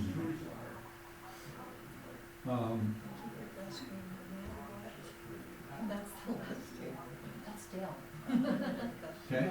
So, Yeah, you know, 61. as I'm looking at this, the Well, thing but that, divided by 12 though, so Yeah, if you put per that month. by household, that's like 5 houses a month. The church. Oh, this number here? Yeah, it'd be like That 5 11, houses the per month. 111? No, the 61 The 61. contribution, so it'd be Yeah, like that one. 5 houses a month. Yeah. so we In have fact, if I take 5 out, households that are spending 20K a year. I'll show you this on a graph, a real life graph. If you take out the top 8 houses, right? That number almost goes away and our budget just tanks. Thank goodness for those top 8. Thank goodness for the top 8. 3 of them probably the church. Let's add another 8. Yeah, And the churches pay a lot. They pay a lot, there are probably 3 of them. They pay a lot. Yeah, Dale's and probably the other the 5 are interesting Dale. information. He said it was him. Dale's in there somewhere. He said it was 500 and something a month in the summer. Okay. So what's the actual cost of water? This is 2015, we paid $80K in utility bill. That comes out to be 32 cents per 1,000 gallons. That's what we pay. And given the fact that we don't charge anything for, well, you know, on paper, for the first 12K, that's $3.85. The water we basically don't For the first 12,000 don't gallons. consider use base, it's just the first 12,000 in the base rate. Kind of weird. So let's look at this is billable water. Let's look at the fixed operating expenses. So I took the depreciation and I said fiscal year 2015 was 23K, that's $22.72 per connection. Likewise with administration, it's $22.37. If you take the expenses that are included, now this is a little more than what the auditor had because I don't know where he expects some of these other expenses that aren't on his sheet to come from. but it's 113, that's another 1267, and you take the 12K water, 385, that's your base, that's what we should be paying, 6160, To break even, no to matter what. just hook up. That doesn't count any cost to pump water. Just to be part of the system is $61. Using no water, not No including the water, 12,000. zero. Well, okay, There's sorry. The utility, The 12K. 12, the first Okay, 12. but that First doesn't one. include pumping the 12K. Yes, it Yeah, does. Yeah, it does. Oh, it That does? includes That's part pumping of the the, 12K. So that should Okay. be our base rate, not 40, that's what you're saying? So you look at that, 61 would be instead of 40. And how soon do you think we would have to adjust that, or did you go Okay, 5 hang years on, out? I got more to say. We're going negative right now. So this is where, you know, we were advised to, if you raised it, what was it, $13, it would give us 2-3 years. If we went $39, it's gonna give us 8, 10, something like that, right? So this kind of fits in that, generally in that area. But this is just, again, trying to be as transparent as possible in what our water story is. Let's look at another aspect of it. How about what's our use? The use, the expense to really pump water. For that 12K that we give away, in 2015, it cost us actually $18,525 to pump. That's how much we pump. This is actual usage. So this doesn't mean that this means that if I only use 2K, only 2K getting calculated here, right? So it's not up to 12, it's the actual amount of water we pumped during that year. And is Now- that based on, because we only have our most efficient pump running at that time? No, this is just based on what we read water meters. I Okay. don't have Okay, any other correlating effects, all right? okay. If you look at the 12,000 to 75,000, oops, sorry. 75,000, it costs us 31K to pump, and we charge 173. Right, make a lot of money there. This is a great one, it costs us 1,000 pumps, you know, we charge 7, so we made 6K there. And what, 3.5K there for that rate. And then here's this one, it was 12.9 for this top tier, and we made 111,000 on those 8 people or whatever it is. Okay, it's actually more than that, because more about But that. we have there's to a- do that as per the new law too, though, Yeah, right? well, we So have to do something that's- like that, we have to have the tiered rates. Yeah. So our great But it's- water users are supplementing the base pay of Totally. everybody else's water. You nailed it totally, they're completely subsidizing that base rate. Hey, I pay my tithing. So, I mean, this goes back to what I said in our last meeting. If we push people to conserve, Yeah, we're gonna really shoot ourselves in we're the foot, toast. because then you're gonna have to like really increase the base rate.